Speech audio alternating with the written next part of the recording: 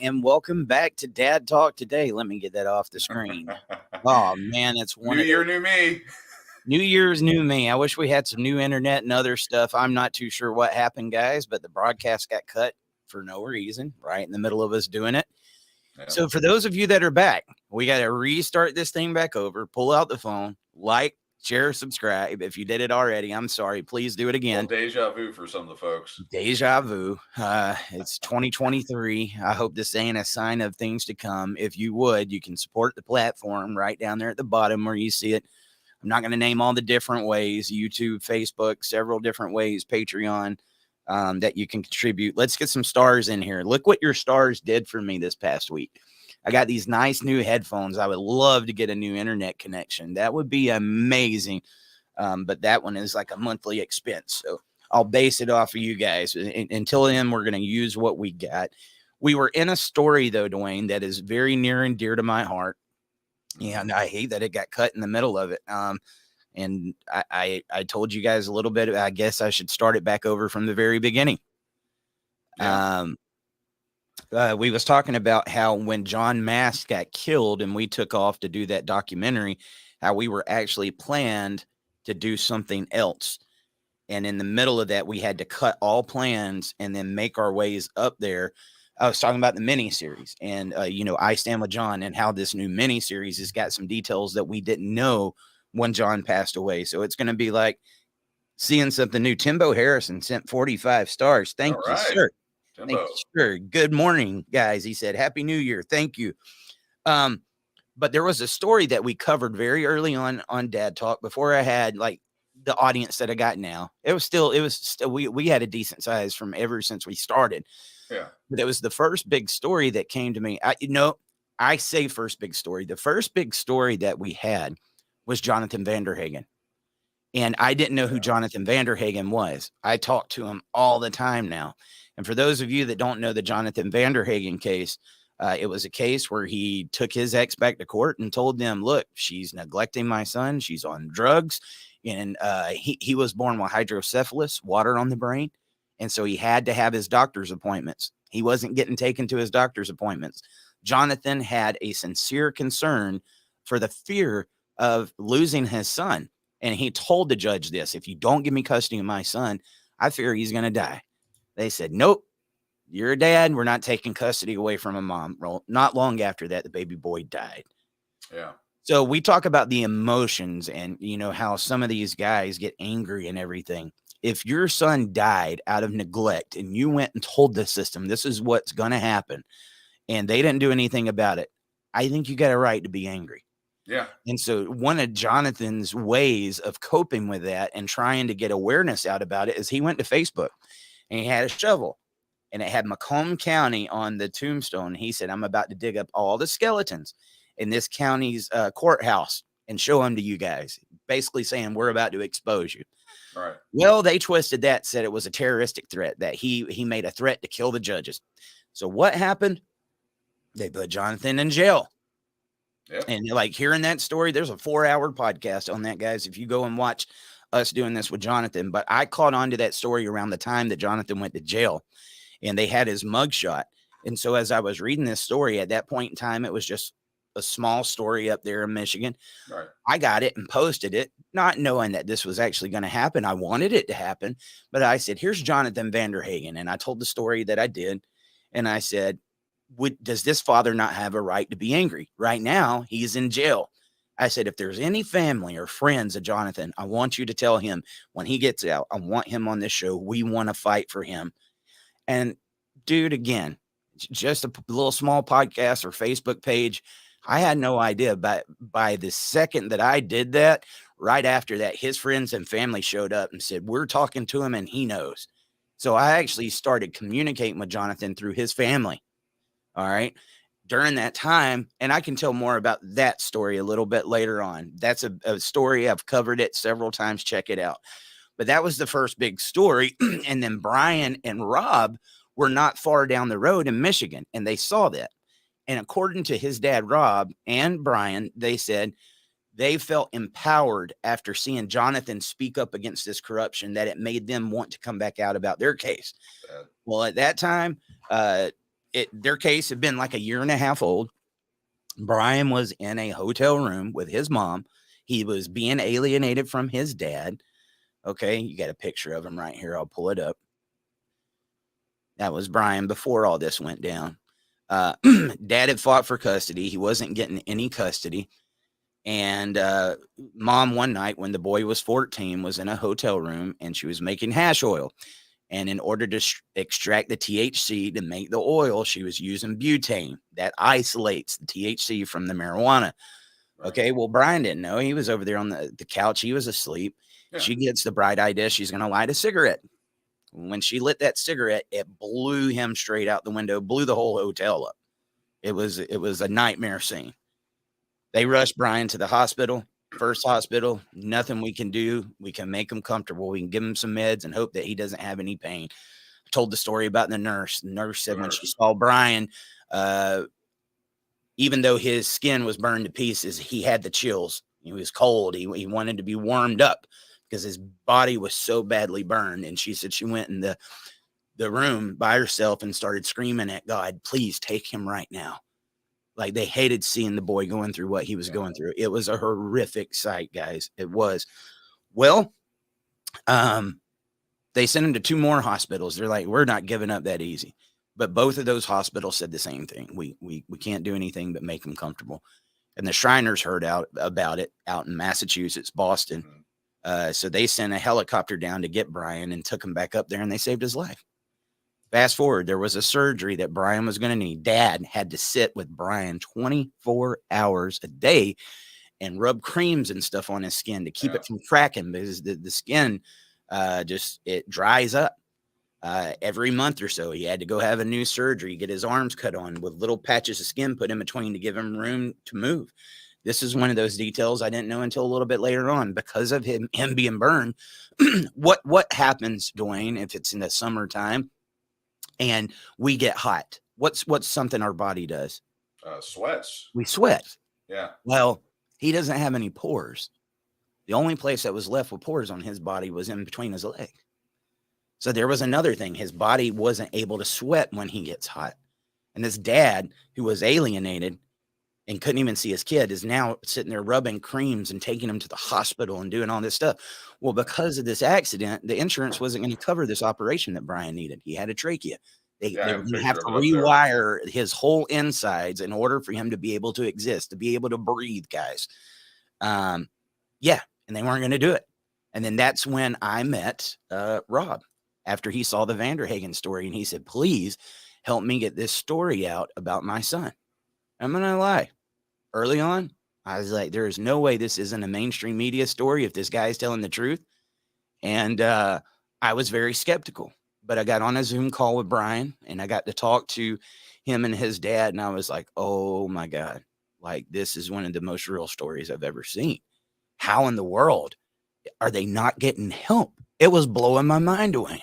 Yeah. I mean, I'm looking at some of the pictures, and I mean, there's this one here where he's in there. You see the trachea, see everything over him, his face. Then they showed a picture of, let's see, uh, the when you were talking about the stretching of the skin, because again, he was Yes, a young boy, so releases. boys, yeah, they're growing, and his skin is no longer growing with him naturally, so they had to do this to expand the skin, put either donor skin, or I don't know uh, how It's that all works, but kinds of different stuff they can tell you about it. It's Heather Cordova said, "Why is it something has to happen to our children before they do anything?" That's what I don't understand. I had the lady in here last night that was trying to downplay everything these guys was talking about. No, they're just angry. They got a right to be angry. A lot of these people, these custody exchange murders, you don't see them on the news and you don't hear about them until the guys are dead, right? And this is one of those cases where Brian was very, very close to losing his life, guys. And because they couldn't afford that surgery, that was what was going to happen. And that's why he reached out to Dad Talk. Now, here I am, new, can barely afford a camera in the Zoom program that I'm using. But I was like, dude, you got me. You got me. We yeah, did several shows, Dwayne, several shows. yeah, And the only thing, we raised like $1,500 back then, but there was one day and it let me know that I was on the right track. And I kind of understand what goes on with the media with our issues now. I sat down with the dad and I said, look, the last thing I want to do is what I'm about to suggest. But if it saves his life, how do you feel about it? I said, look, the news is sensational. They like sensational headlines. This has sensational written all over it, which is what's blowing my mind that they haven't got on it. I was like, I'm going to write an article and hopefully it gets shared. And a teenage boy burned in hotel fire while mom is making drugs. That ought to catch somebody's attention. But I sat there and worked on that relentlessly, man. I had the pictures and everything, and I told the story from the very beginning till the very end. Well, it worked. That hmm story got shared so many times. And the next thing I know, there was news media that started reaching out to them. Dude, Thanksgiving 2020, it was all over. Not Thanksgiving, 2019, not 2020. yeah, Sorry, this was very early on, guys. We raised $170,000 in a week for Brian, and he went and wow, got that surgery. And that was the power of this podcast and us saying, you know what? And that wasn't an easy story. We had to report on it time and time and time again. And somebody, you got the other parts of that, like, oh, they're trying to go after this sensational story. Let me tell you something. In the beginning, nobody would touch Brian's story. yeah, And dude, when I would post pictures, like some of the stuff that you just showed, like we would get, violent images and different stuff. And I went and told Facebook, I was like, you should be ashamed of yourself. I was yeah. like, look, this boy is fighting for his life. We were trying to raise money to get him this surgery, but they did. And there was a lot of other stuff that went on with Brian. I think you got this. This is, Hmm. as you guys can see, we had that 3 seasons of Dad Talk on TV. I was talking about that last night there on a TV station up in North Georgia. This was the first episode that we did. And Brian came just from the hospital, dude. You can see the stitches and stuff that was on his face. And but he made sure he was going to make it because he wanted people to know what parental alienation can cause, and he wants to fight for this community. And that's my buddy, dude. That's my hmm buddy. I love him to death. At the same time, let me talk about some of the challenges that he faces. Can you imagine going out like that in public? Everybody wanting to know what's going on, what's going on. And even me, when I first met him, like, hey man, how you doing? And he'd be like, piss off. You know what I mean? I Yeah. talked to him like a little kid. And I realized it's like, man, I got a teenage boy here. Raging let's do this a little hormones, bit wanting different. to. Yeah, he's probably Yeah. like, dude, introduce me to. I don't want to say D. Snyder because I know it's a sore spot, but yeah, I want to do this. And what are you doing? Cars and oh my god, and trying to be a normal teenager, and that's what happens to to kids or people that aren't quote normal or aren't like everybody else. Outside of the pain that this poor guy's been put through, he wants to be treated normal. We were kind of talking about that Yeah. offline.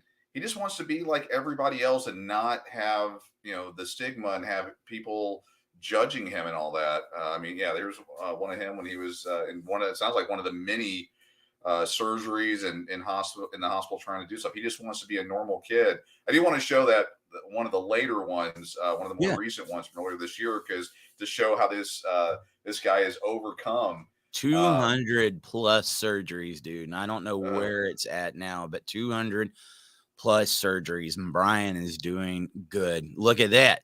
I That's a pretty mean, hot date there, dude. I was like, You dude. know, look at him. You get the picture from Hooters? Oh yeah, let's pull the Oh, yeah. he's a ladies' man. Oh yeah. He is a ladies' man. There, yeah, this one. So when I was up in Michigan, that was my first time going to Hooters, by the way. But I did it so we could go with Brian, and the Yeah. Hooters ladies came up and took pictures with him. Oh yeah, he is a ladies' man, dude.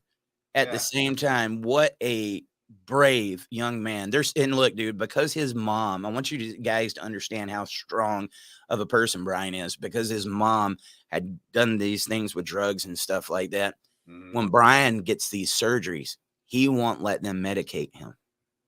He has Yeah. had numerous surgeries where he will go without painkillers because he's afraid of getting addicted to them. I can empathize. I'll just. I mean, but think about that, man. Somebody said, "Are they in jail?" Mom got 7 years in jail. 7 years for what she did to her son. 7 years. Yeah. And so there is so much more to that story, and I haven't been able to update on Brian's story, but those are the ones, like, I've got the top, 4 stories that when I look back on Dad Talk, they all mean a lot to me.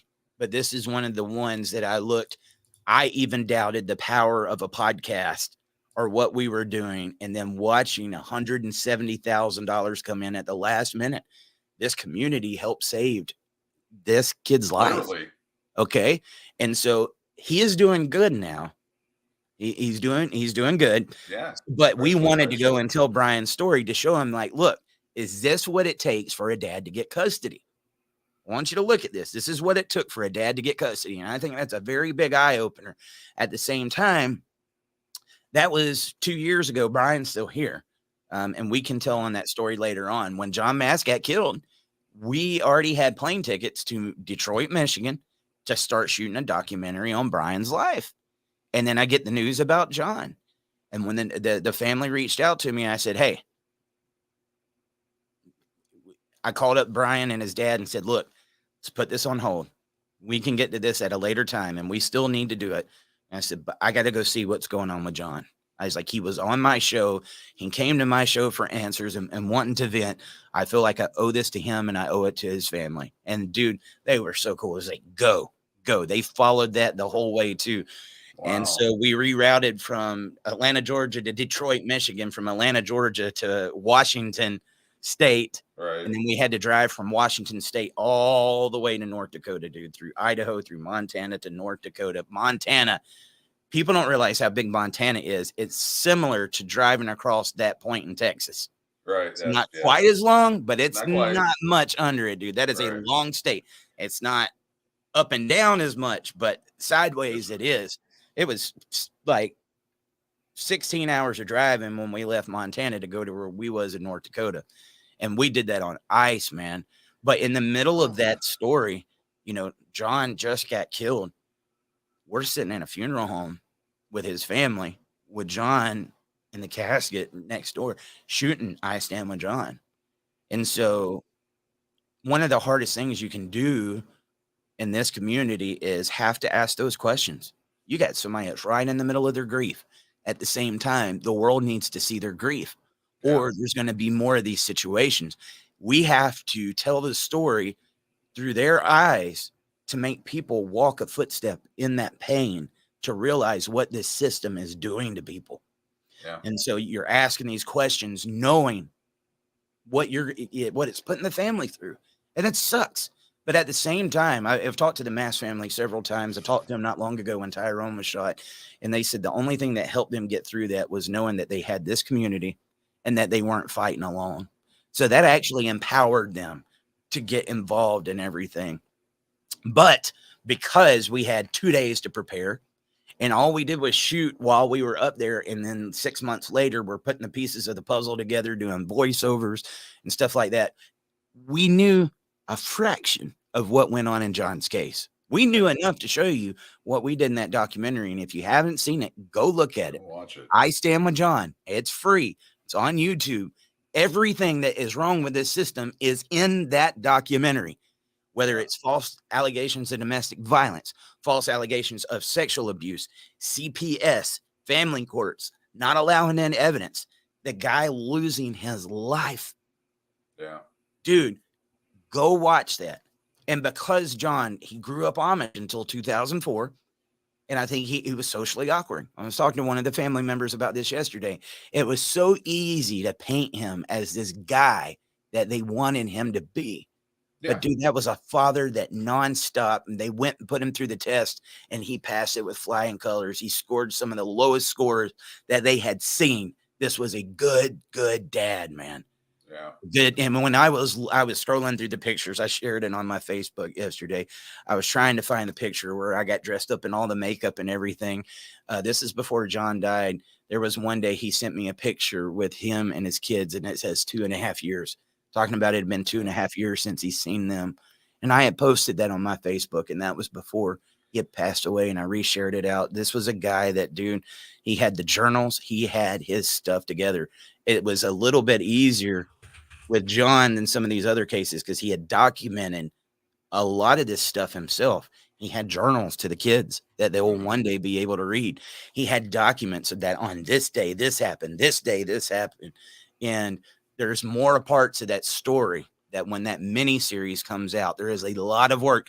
This isn't I Stand with John was me and Robert Garza with what cameras we had, with the pennies that we had from this community to do it with. And I think we did a damn good job Oh, yeah, for what we had. Documentary. But this next one, there was a professional film crew, dude. We had several different cameramen out there, makeup artists. We got actors, the whole 9 yards. We are finally about to see some media behind these issues that's going to have some major credibility and major production behind it. And that warms my heart. And if there was any story to do it with, even though I know we've made the documentary on John, that's the story to do it with, because he was ambushed, man. He was ambushed. And when that mini series comes out, you know, I hope all of you guys got some big plans in 2023.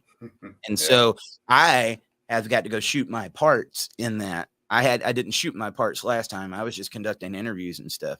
So I got to go be the Ted couple or whatever that's going to be in that episode.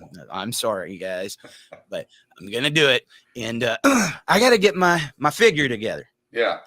Because believe it or not, I ain't afraid to say this, dude. When you got yourself in shape and you're on camera, you feel 10 times better. You feel 10 times more comfortable. And right now, I'm not there. Okay. And then I got to get rid of this. I've used a filter. Yeah. For the girls on Instagram. I worked for that lawyer with that cat filter. Yeah. Yeah. I mean, that could be it. Yeah. I could get in there and just have a cat poster or whatever. Yeah. So yeah, when do you know roughly when you're gonna be doing your shots? Looking like the beginning of March. Okay. So I'll give you guys some of the challenges that we've had because John went through these domestic violence allegations and the things that he did. 6 script writers turned it down. Yeah, you not touching that.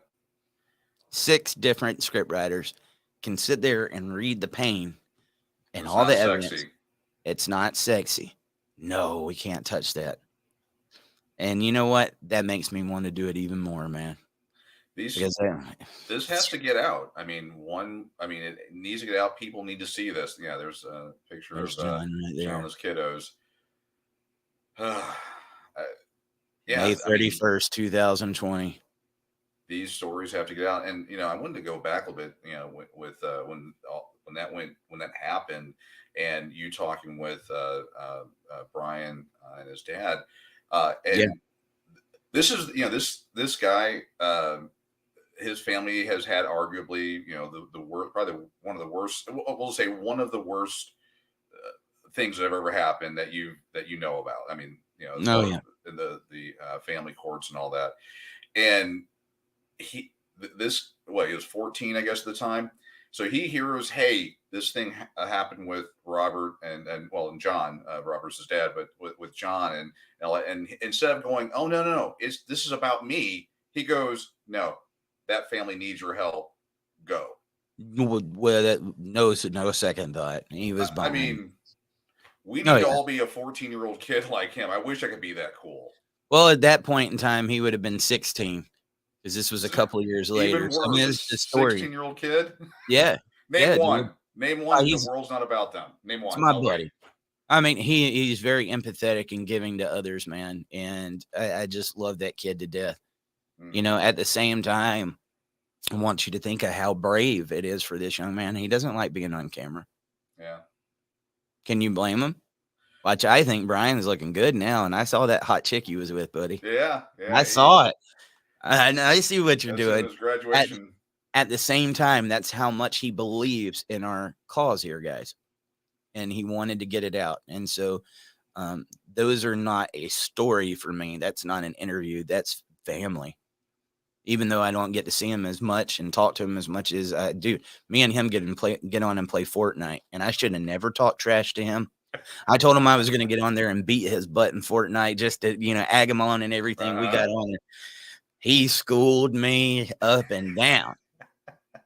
That boy can play some Fortnite. Yeah. And, but yeah, man, it's like family. When I was up there in Michigan, Jonathan Vanderhagen, that was the first time as much as me and him knew each other and done stuff.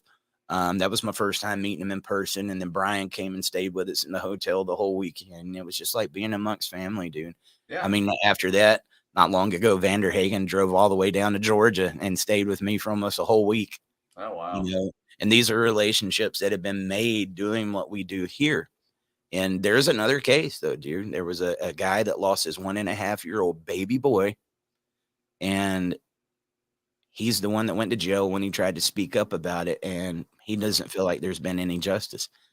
Our system is so flawed, dude. Any judge that could have made that decision and then a child lost their life afterwards should not have a job. No, They should not still be sitting on a bench.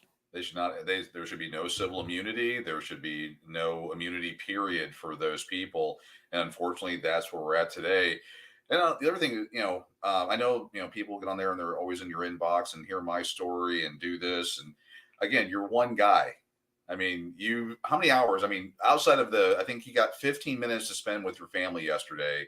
I'm sorry, and 2 minutes to nuke a pizza. To get on And the you know show. what, dude? When I got in, it was completely toast. It was burnt. Was it? Oh, man. Yeah, my wife Bad got pizza. to it too late. Okay, yeah, no, yeah. I sacrificed my pizza for you guys. If that does not tell you how serious Eric is, he gave up his one true love, pizza, to be there. No, I mean, it's again, because you've mentioned it before, and I just want to bring. People get upset that you can't, respond to their text or email or voicemail or InstaSnap or whatever it is. You're one guy.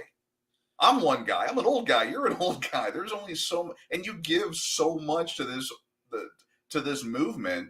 There's only so much you can do.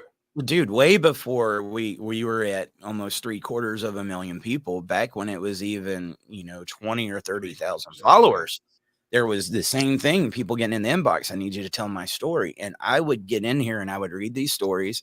They always wanted to call you on the phone. It'd be 4 hours before I could say anything because they finally got me on there and they needed to tell their story. Yep. And dude, I did this morning, day, and night. And my wife and them would be looking at me like, we want you in here. And I'd be like, hold on. I got this story. I've got to talk to this kid. I've got to talk to him. And dude, it was never ending. And no matter how much time I dedicated to it, I still missed that much more of people that I wasn't getting to. And then when they don't speak to you, they take it as like a personal insult. Yeah. Like you're not wanting to talk to them or you're wanting to ignore them or that they don't care about anybody but themselves. It's about them being famous and being a show. Right. And they don't realize the struggle and frustration that they put on guys because we do care. And I realize like I am just a podcast. I believe it's got a lot of power behind what we do here. But at the same time, we're fighting like again a well-oiled machine with very little resources, and it's so easy to sit back and like They don't care about us. They don't care about us. Well, this platform cares about you. Yeah. This platform does everything we do for you guys, but we aren't attorneys. Dude, I'm not charging per hour when we're on here on the podcast or anything. So Yeah. when I do that, it was out of my genuine care, Right. to the point to where I can't put myself on fire to keep other people warm. Now, when I ask for help from a lot of the same people that are always, I need you, I need you, I need you. When I ask for help, it's crickets. Yeah. And it was very hypocritical. I'd say 99% of the people that are reaching out to me, I need to be on the show. I need to be on the show. I never see down in these comments with you guys. Yeah. Ever. Yeah. Ever. Where are you at? And there were some of them that I did put on there and did their stories. You know when the last time I saw them in the comments was? I haven't. At the end of And that of their it story. shows you the selfishness. I'm sorry. I'm not trying to put your case or anything or any of the pain that you've went down, but I need you to do this for me, but I'm not willing to do anything for you. And if it comes to fighting for this movement, I'm only here to tell my story. I'm not here to fight for John and Tyrone and everybody else. It needs to be about my story. I believe my story is the one that can really expose family law for what it is. There is no one story, guys, that is going to expose this. I just gave you several, and I'm just getting started. Okay. And those were some of those cases. They were the extreme stories, and they needed to be told. Unfortunately, Vanderhagen, he's never going to get his son back. Right. Rob, he's never going to have Brian before the accident. And we got to do what we can to move on from that moment forward and to try to make sure. Oh, Dr. Brooks McKenzie said, take note, commenting. Brooks, I see you on there. Not talking about you, Brooks. I'm from the very beginning, dude. I have people, they beg, I need to be on. I need to be on. I need to be on. And then if I do get them on or something, you just don't ever see them again. They ghost, and then they're off to the next podcast that'll give them some time. We're not going to get anywhere with the movement like this. The movement likes to blame the people that are on the screen and doing stuff at the same time. I'm going to throw that right back at you and say, where are you at when we're sitting here having these conversations? Where were you at when I was raising that money for Brian, or when I was trying to get help for Jonathan Vanderhagen, or when we was down in Texas? I can come all the way from Georgia, and all you got to do is come right down the road and go to a rally. Where were you? So that's, and I hate to say it, but that's just being honest. Yeah. It's being honest. And so with the new year, new me, new year, let's get a new movement. I think it's time. And one thing I was always told, Dwayne, from a lot of the old timers that's been here for a long time, you don't want to reinvent the wheel. The wheel needs to be reinvented. Yeah. At this point in time, the wheel needs to be reinvented. You want to change? See, Rob, long hauling for the long haul. Larry, so how can we get louder with this movement? Woo, let me go ahead and. With you guys showing up? Yeah, I mean, you guys. I mean, a lot of same faces, new faces, because I know you guys are sharing everything. We're getting that message out there more and more, which is awesome. We, obviously we need more of it. And again, none of this is even being, pointed towards anyone that's in our comment section right now, or that, that are regular listeners and contributors and all that. It's, I guess the bigger picture is that, as it's been pointed out, we got to reinvent the wheel. Reinvent the wheel is, my single story is going to be the one that's going to make the judiciary, the cops, all the people. That's not going to do it. It needs to be the collective effort of millions of guys guys and girls getting together and saying, we're done. We need to make change. And Dwayne, yeah. Did we not say this whole past week, bring your mom and dad? How many people brought their parents with them? Mine are dead, but yeah. No, I understand that. My mom's working on dad talk. I'm just saying, the people that's here see a lot of the same face. How many brought their mom and dad? It was little things like that. When we say, here's an idea, we know it'll work. And if you do it, we'll see the numbers keep growing, and then you'll get people in here that can do it. How many people followed that formula? Yeah. That and the voicemails. I mean, people want to have their story put on. You've got 3 minutes, which that's actually on the upper end of how long your story should be anyway. It needs to be condensed down to when you talk to someone, you can articulate Yes. it in a way that they get it. But Eric has given 762-441-0281.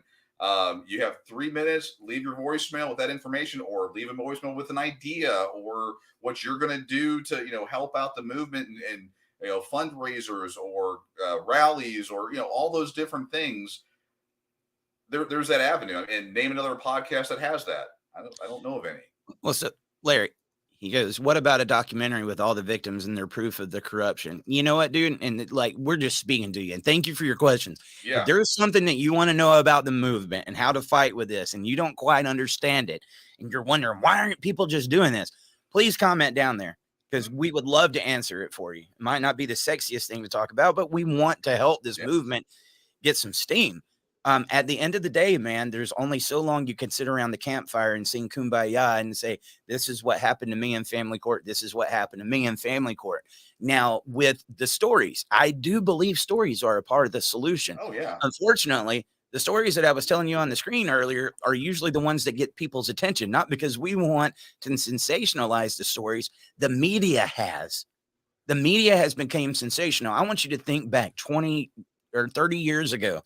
If somebody 30 years ago, we would have heard of a school shooting, that would have blew your mind. Like, I can't believe this is happening. I remember when Columbine happened, the whole country was rocked. Now, it's a Tuesday. It's Tuesday. Doesn't catch people's attention like it should. And we don't need any of those happening. But what I'm saying is people have been desensitized because, dude, even in my little town, Dwayne, when I was growing up, if somebody would have got murdered near Columbus, Georgia, that would have been a big deal. Right. Now it's just another day. Yeah. And then tomorrow there's going to be another story on there. And so you're hearing of all these crazy things that's going on in the world nowadays, guys, that just sitting there saying this is what's going on in family court. People don't listen to it. Yeah, and then like one of the biggest mistakes I've seen from this, one of the biggest things that I've seen with this, like when they go to talk to the legislation and stuff, they want to quote statistics and their personal stories, and the legislators, they ain't listening to a dang thing they got to say. They're smiling. They're sitting there. They're giving you their time because you're their constituent and they want to act like they're doing something for you, but you're losing them. You're losing them. And then the other side of this, guys, and I hate to say this because it seems like just about everybody we've got in here is somebody that's been through family law. We've got to start finding ways and showing the stories that are really going to get the people upset that haven't been through this. Let me tell you, we could probably get a lot more support from people that have not been through family law because they're not broke. Okay. Yeah. And they might say there's a problem here. We want to help you. So a lot of our guys that have been through it, you know what's going on with the system. You know about Title 4D. You know about Section 8. You know what the attorneys and the judges do. We've got to get people involved before they're going through it. You understand? And that's not the easiest thing to do. However, there are some ways of doing it, and we've done a really good job at doing it. And I think that miniseries is definitely going to be one of the ways that that's going to happen. And it's just trying to create a new approach that we haven't done already. Dude, there was organizations that went for a long time posting everybody's stories. And like, again, you'll get other people that can sympathize with it. Oh, man, I know what that's like. But we need to be reaching the people on the outside. Not only that, last night warmed my heart. We had England, Scotland, Australia. All of those guys was on there when I was on that live. Why haven't we locked arms with them? What, just because they're in a different country? Why aren't we starting a worldwide movement? This thing goes way beyond the United States. Yeah. So there's several other things that I think we can do. And then let me go show you some of these stories in Australia or England or Scotland and show you how it's very similar to the United States. Then maybe all the other countries start saying, hey, we do have a problem here. Mm-hmm. I don't know. All right. I am, Putiki Hal Putik. You got this. Tell me how bad I murdered it. How bad did I murder that? Happy New Year 2023 from Finland. Here's an example. Thank you, man. Happy New Year. What time of day is it where you're at right now? But Brooks said, got about 8 more after that. Then I'll be going into Austin after March. Oh, Dwayne Ward, January 9th. I'm in Tarrant County speaking at True Texas Project, going to be putting those judges and politicians on blast. And dude, we did. You know, I like Brooks. Oh, And yeah. here is a doctor, guys, that is dedicating his time to getting these issues out because he's seen it and he knows what it does. And just people like that. There are people out there on the front lines every day fighting behind these issues. But I can tell you, let me read that again. Dwayne Ward, January 9th. I'm in Tarrant speaking at True Texas Project. Could you imagine Dr. Brooks McKenzie showing up with about 2,000 or 3,000 people and just telling them, I'm going to talk for you, but I want you to stand back here. And then I'm representing you. Could you imagine the impact that something like that would have? We should outnumber all of these other issues. We should. But I'm sure Brooks, he's not going to ask this. He could use some assistance in getting there. It's going to cost him some gas. Might cost him a hotel. Yeah. I think he lives in that area. No, but he's actually in West Texas. He's out. Oh, is he? Oh, his case is in the Tarrant County in the Fort Worth DFW area. But yeah, he drives good gosh all over the country, but all over the state, attending these events, trying to get things going. He does it on his own dime. Oh yeah, and he ain't got dimes. I mean, he's a doctor, but he's been through family court. He ain't got no dimes. He said it is 18:10. So I'm guessing if that's military time, what is that? 6 p.m. Is that 6 p.m.? It is 11:11 a.m. here. So it's not quite as bad as Australia. Yeah. Whenever we're talking, they're the exact opposite as us. They would be really late at night right now. They'll show up on tonight's broadcast and be like, good morning. So, yeah. And it'll be the next day. Teams. Yeah. So we have that. Good morning, afternoon, or evening, or wherever you're at in your time zone. That was my catchphrase in the morning when I deal with my offshore teams. But, I had thought about I think what would have made a good documentary is to get with some of these leaders that have been around for decades and say, why hasn't this taken off quicker than it has? What are some of the issues that you've had as somebody that is a dude? We've had some amazing leaders that know what needs to be done. They've known about it for decades and they have gave it their all and fought tooth and nail. And they all say the same challenges to you guys that we will tell you right now. Right now. There can be another Eric Carroll. There could be another Warren Farrell. There could be another Paul Elam. There could be another one of these guys that show up tomorrow and they got all the ideas of what needs to be done. We've got to change something with inside the community that we're fighting for. And the only reason that people are still here and still believing that this can happen, Dwayne, is because we know how many people are affected by it. Billions. I mean, billions have to be impacted all over the world. When you look at the data and the statistics, so many people are on child support. So many people are getting alienated. So many people are getting, murdered at exchanges, DNA fraud. 33% of what we know of. Everyone, it's the 6 degrees of separation. Everyone's impacted in some way. We've just got to get those fence sitters or the ones that are blissfully unaware and get them educated and get them, and they don't need to be fighting with pitchforks. And I'm saying that, theoretically or whatever, hypothetically, not saying, do that, but they need to know the narrative. And when, we get the nonsense from our legislators or from different people, we go, no, here's the data, here's the facts, say it in a succinct way. They go, all right, still in the shoe. You had a young lady 2-3 nights ago that came in there with her belief system, and you corrected her. Yeah.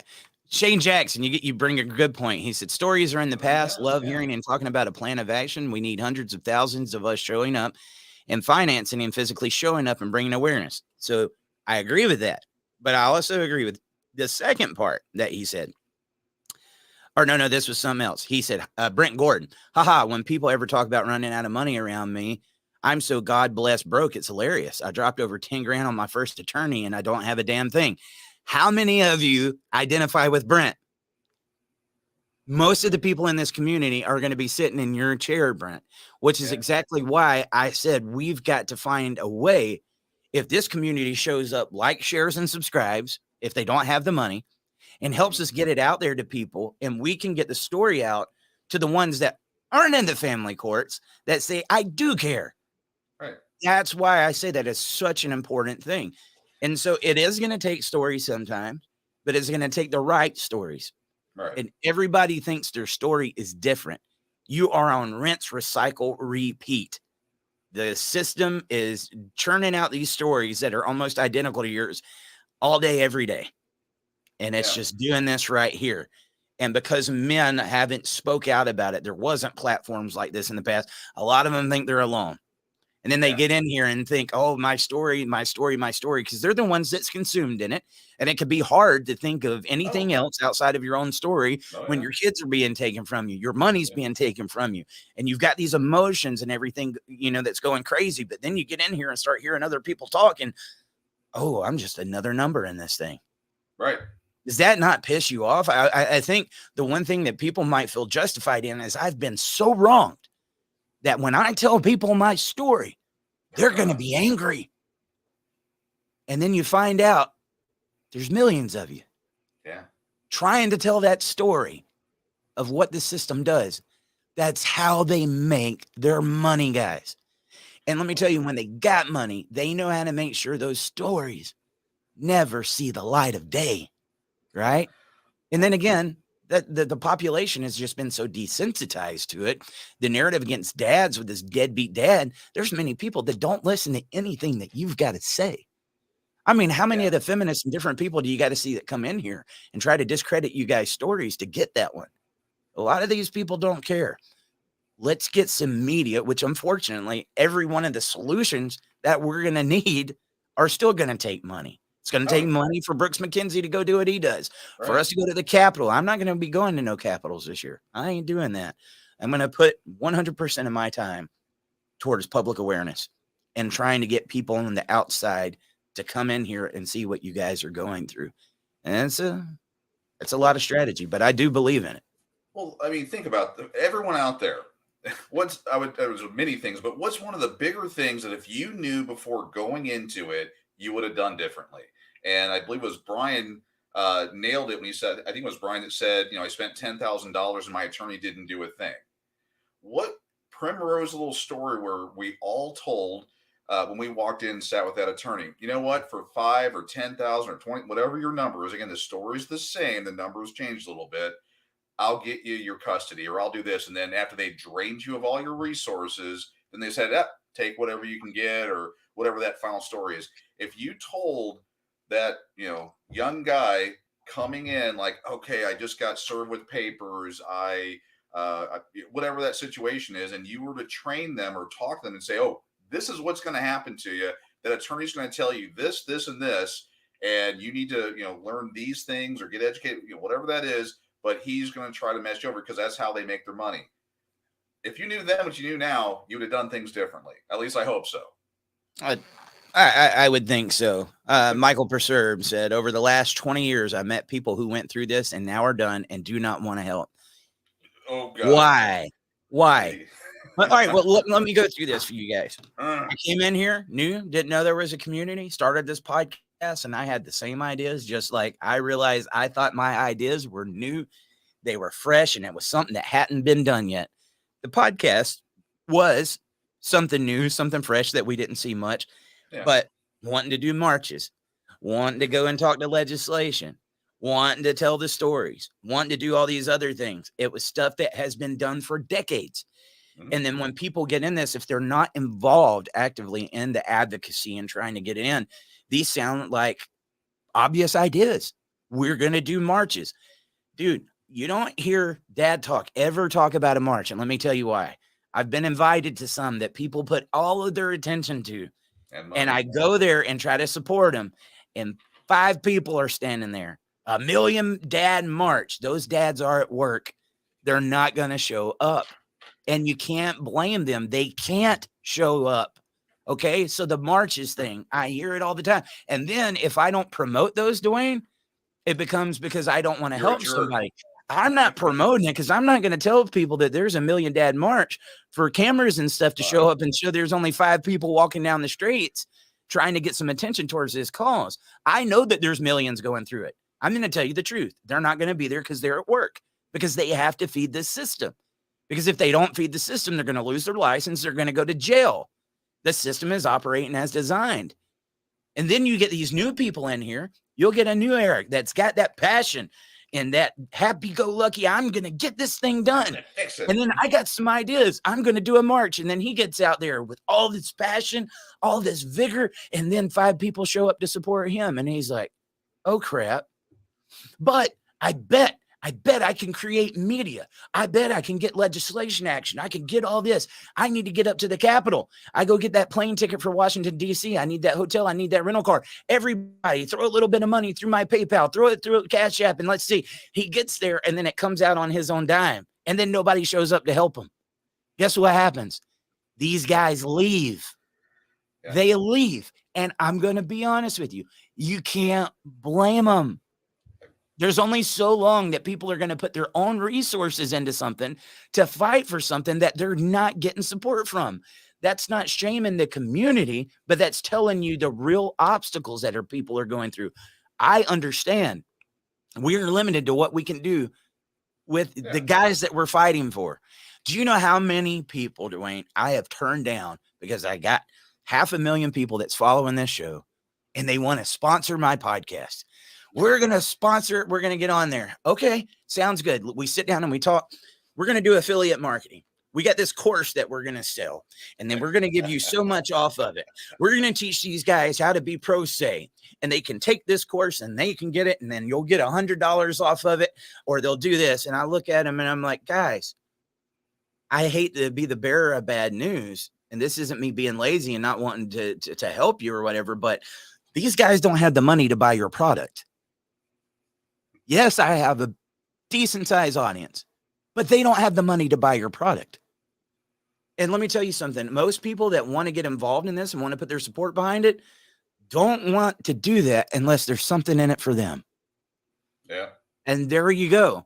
Well, what else comes with it? Well, we need to get one of those big corporate sponsors behind us. Do you know what happens when a big corporate sponsor comes in here and supports a movement that's talking about false allegations and fathers' rights? Yeah.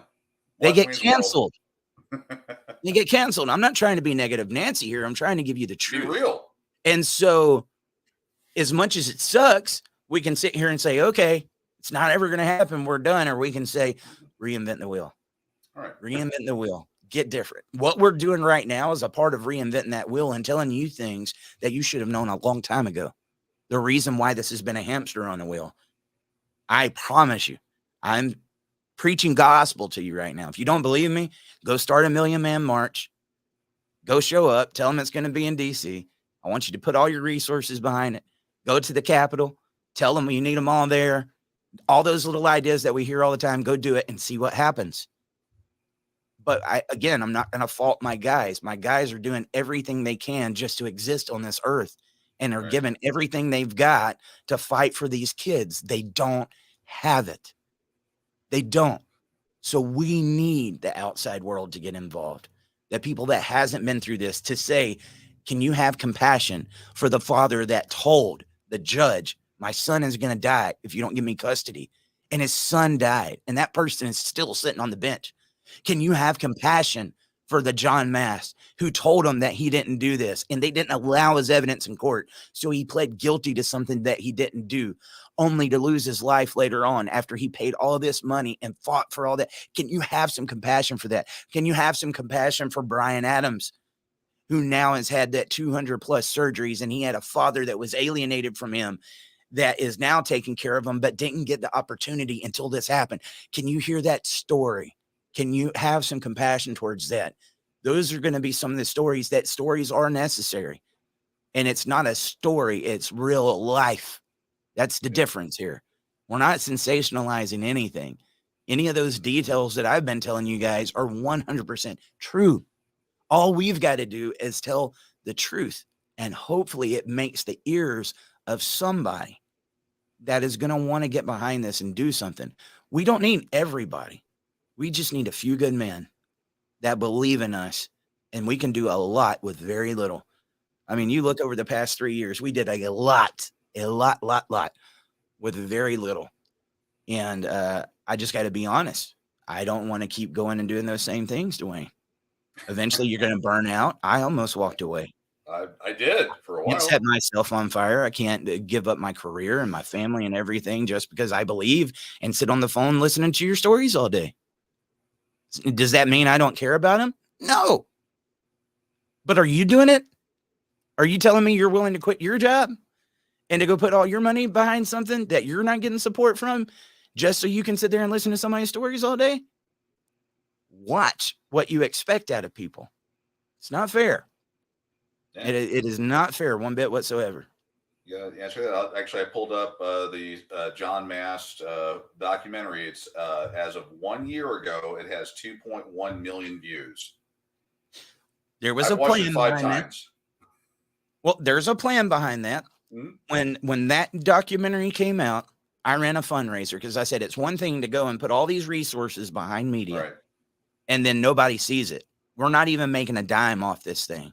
Right. But maybe I can show the media, the ones that turn the blind eye to us, that people do care about these stories. So I ran a fundraiser and I said, every dollar that you give us, we're going to put behind the promotion of this film. I raised $3,000. What people didn't see, there was a $2,000 donation that came in and said, Eric, take care of yourself. Thank you for your hard work on that. And I put it with it. And we put $5,000 promotion behind a film that we weren't charging for or had ads on, Dwayne. Yeah. And it did. It got around 1 million something views. And I was proud of that. Oh, yeah. But then I watched it go from like 1.2 or 1.4 million up to 2.1 million where it sits now in a matter of weeks. And I was like, what's going on? There was another story that had went viral on TikTok. Father-in-law shot the dad. He went through false allegations. It was identical to John's, except John was shot 3 times. This father was shot 4, and it was by the father-in-law. And they were tagging I stand with John and everything. And so then I get them on here and tell the story. And dude, that became a very, very dark time for me in my head and in this podcast. Because once we started reporting on these custody exchange murders, I was getting a different story every day. And so what who else is talking about these people? But see, if you put that on there all the time, oh, they're just trying to tell these horrible stories. Why aren't you telling mine where I'm having to pay a lawyer that's taking my money? And then it's just crazy, man. It's crazy how selfish the world can be sometimes. And we have to tell those stories, because if we don't, nobody knows about them. And let me tell you, even when you tell the stories, here's the thing. Anybody can get a hold of one of these stories when it first happens. And, hey, we just had a custody exchange murder. Everybody's up in arms. Get the ratings and stuff. But let me ask you a question. It's been 2 years since John Mast was killed. I'm not doing much media on him right now. Do I still talk about him? Is there a single show that I don't talk about John? I got off of the podcast yesterday and talked to 2 different family members in the Mast family, strategizing like how we can keep this story going, because they've let 2 years go by and they're hoping that the publicity dies down on it. It's what they do, guys. Yeah. So anybody can talk about it when it's a hot issue, but to sit there and to keep making sure that it becomes a conversation every day. Chad Reed. How many people are talking about Chad Reed's case now? Nobody. But that was on Good Morning America. Right? Yeah. You know what? I told the same thing. I talked to the grandma of, I forget the one where they found the child that was dead under the stairs where mom had killed him. Mm-hmm. Yep. And she said, oh, I got lots of media on it right now. And I said, ma'am, I hate to tell you this. Give it a week. I was like, you do. I said, but when you need them the most, when you go to court and you need somebody fighting for you, that's where dad talk steps in. And I was like, I'm not just trying to say that. I was like, people use you for a story, but if you need me, you got me. And I texted her. When's the last time you heard about that story? When was the last update? From the mass media? No, the one where the kid died up under the stairs. I think it was like a Texas case. It was hot thing 2 weeks ago. It was hot thing. I mean, as far as in the popular news, I haven't heard a thing. When's the last time you heard about Tyrone Darling? I was getting ready to bring that one up. I mean, and that one just happened. That just happened. Any updates on that case? They don't care. Well, it was barely a footnote, and like it wasn't even in a mainstream newspaper. And then I think after the things that Dad Talk did, it got a 30-second spot on the local Fox News network. But since then, nothing. But you know, but Dad Talk today. I mean, I'd say picking on Tyrone's case, but Dad Talk today, after all the glam or whatever, people have reached out to her from Dad Talk Day community. We made sure that their 4 kids, had Christmas. We'll continue working with them. I mean that. I mean, we're here. You know what? They got to grieve, and there is a time. But here, one of the hardest things you'll do is go to a family and say, you need to talk about the murder of your family member, and you need to do it right now because you're in the middle of your grief. Here's the thing. You have a brief moment in time before tomorrow somebody else gets murdered off of drugs or something else, and then that becomes the new media topic. And then your family member that you are feeling this very real pain off of becomes yesterday's headlines. And then what happens? Because it's a father's rights thing, because it was a father that was fighting in court, or in John Mass' case, he was a father that was accused of these allegations. They want to go against you. That's what happened with Chad Reed. The person that killed Chad Reed, guys, got away scot-free. You understand? He's on the streets right now, still working a job like nothing ever happened. And he killed one of these fathers. And that's why it's important to have our media behind certain ones of these cases. We are limited to what we can and can't do. But we can't just get in here when these cases happen and say, let's talk about them, and then let it go by the wayside. I am getting prepared to have Miss Jennifer, Chad's wife, on the show. And I want to have her on with Robert Mast, John's dad. Because it's like we was talking about, 2 years and we haven't had a court case yet. Martin Luther King said it best, guys. Justice delayed is justice denied. Right now, justice is being denied because we're not seeing any action on these cases. And I'll be honest, false allegations, that worries me with John. They're going to want to paint this dad as a hero. He was not a hero. He was not a hero. And if they can just get that in and make them think, oh, he was accused of this because of that silver bullet. That's all they need is an allegation. John's dead. You can't try John right now. He's not here to defend himself, for one. Okay? But that was a great father. That was a great father. And there was many places where the system failed him. Not just the system, professionals, everybody failed him time and time and time again.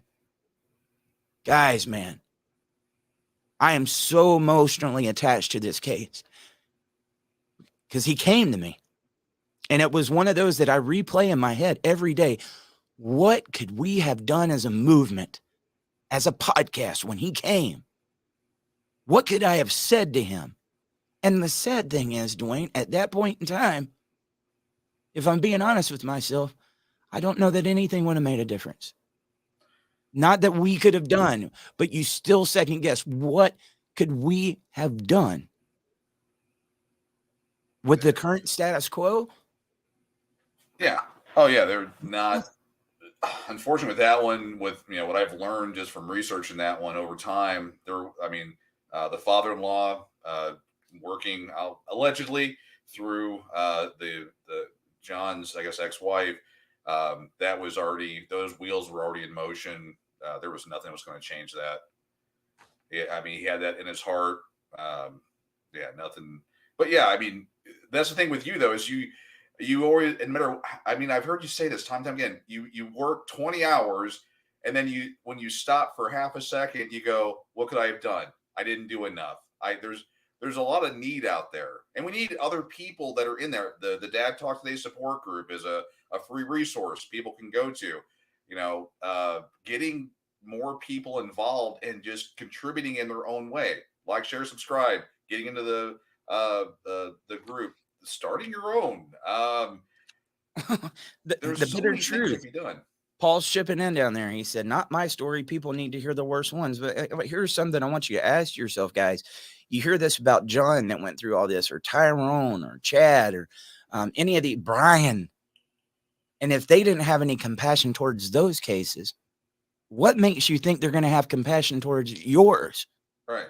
I don't mean that in a bad way. Like me, I had some pretty messed up stuff. I've told you about it, Dwayne. Yeah.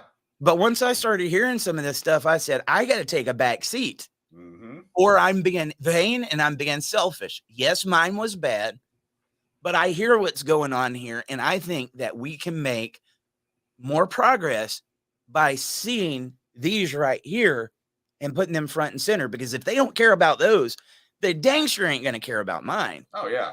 You know what I That's mean? nothing for sure, I yeah. can't do that. And at the same time, there might be somebody out there that's watching this right now that needs their story told, you know, and we will find that out. That's what the 3-minute voicemails is. It is your opportunity to get that condensed down version and let us know. I've even taken some of those callers and they've ended up on the show or something that we had to follow back up on because I heard something. I'm like, oh, Katie you know, Haas. I maybe think that was one of them. Oh, dude. Well, no, that was one of the people that had tuned into us and tagged me in one of Katie's videos. Okay. That was an extreme story, dude. It was. We heard it from the kid. We need to start hearing from more kids. You know who I would love to interview some grandparents. What was it like for them? Let's get them in here. Yeah. Let's try some of these different things. But guys, we need you here with us. And I am telling you this, and I tell you all the time. There's several ways. Patreon, Cash App, Venmo, stars, super chats on YouTube for those that can do it. But I'm not asking that out of you. That's if you feel inclined to do so and you are able to do so.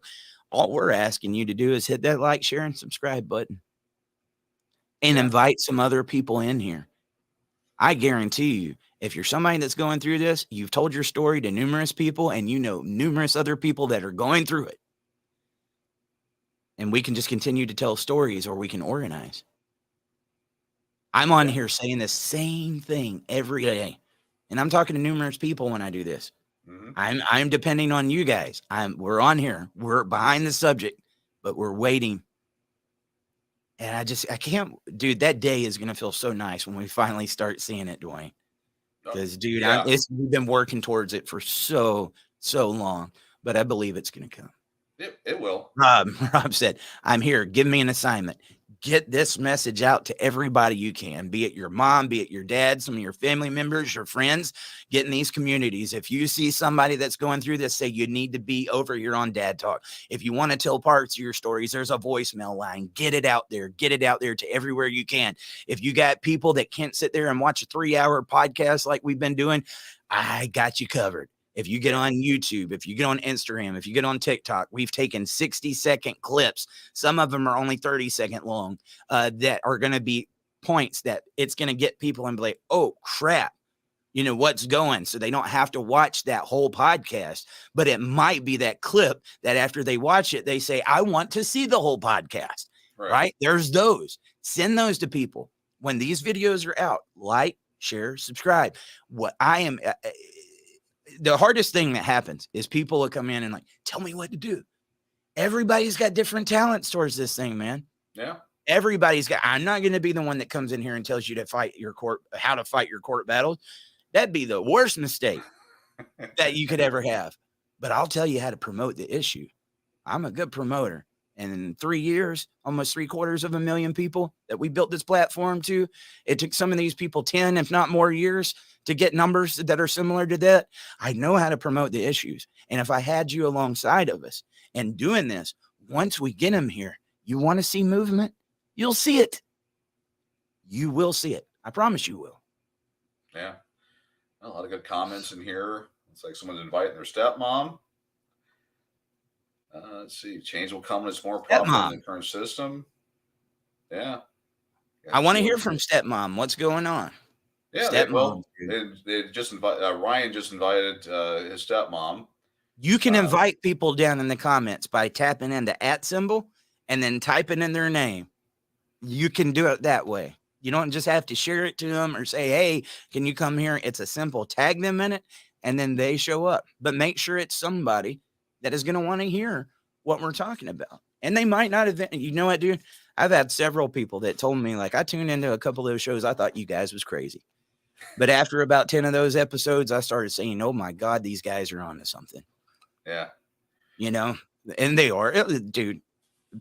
whether they know about these issues or not, people know about the bias against dads. It has just been so accepted that that's what's going to Right. happen to them in family court, that they don't think it's as big a deal as it is. They don't realize it's getting worse. More kids are getting, it's causing the fatherless issue. Right. It's not just this bias in court. So if you get a divorce, you're going to go through these issues. No, we are causing a fatherless issue, which is causing all these other statistics. You see the mass shootings, the teen pregnancies, the gangs, everything else is going on. And that is a consequence from the broken family court system and allowing them to take the dads out of the home. That is the consequence of attacking masculinity and the patriarchy. We can't allow that to happen, dude. We No, can't. yeah, we I got to can't. step off for a second. Nature's calling. It's on the way. Okay. All right. Well, I'll jump in here. So for anyone that's in the comments, is there anything that you want to learn about?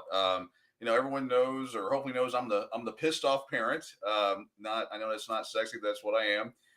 And I have a website with free resources, and the reason I'm promoting it on this platform is right now that's kind of one of the only places to go to get uh, documentation and videos and education on how to learn how to fight the system and what the system actually is. When we get on here, we start talking about Title 4D. What the heck is that? You can go to pissedoffparent.com, click on a number of videos, you get to hear my sexy voice, or read documentation, or I do it a bunch of different ways, but videos to learn what Title 4D is. So it kind of demystifies it.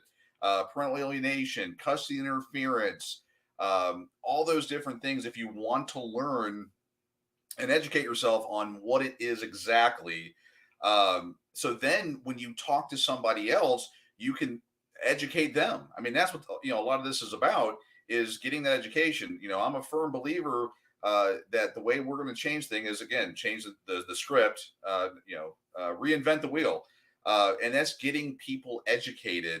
But to a degree that they walk away going, you know what, I want to get involved, or at least I'm educated now. Or the next time they put forth their bias in the public square, they go, ooh, yeah, I talked to Rob or Emmanuel or Ryan or see all the different people here.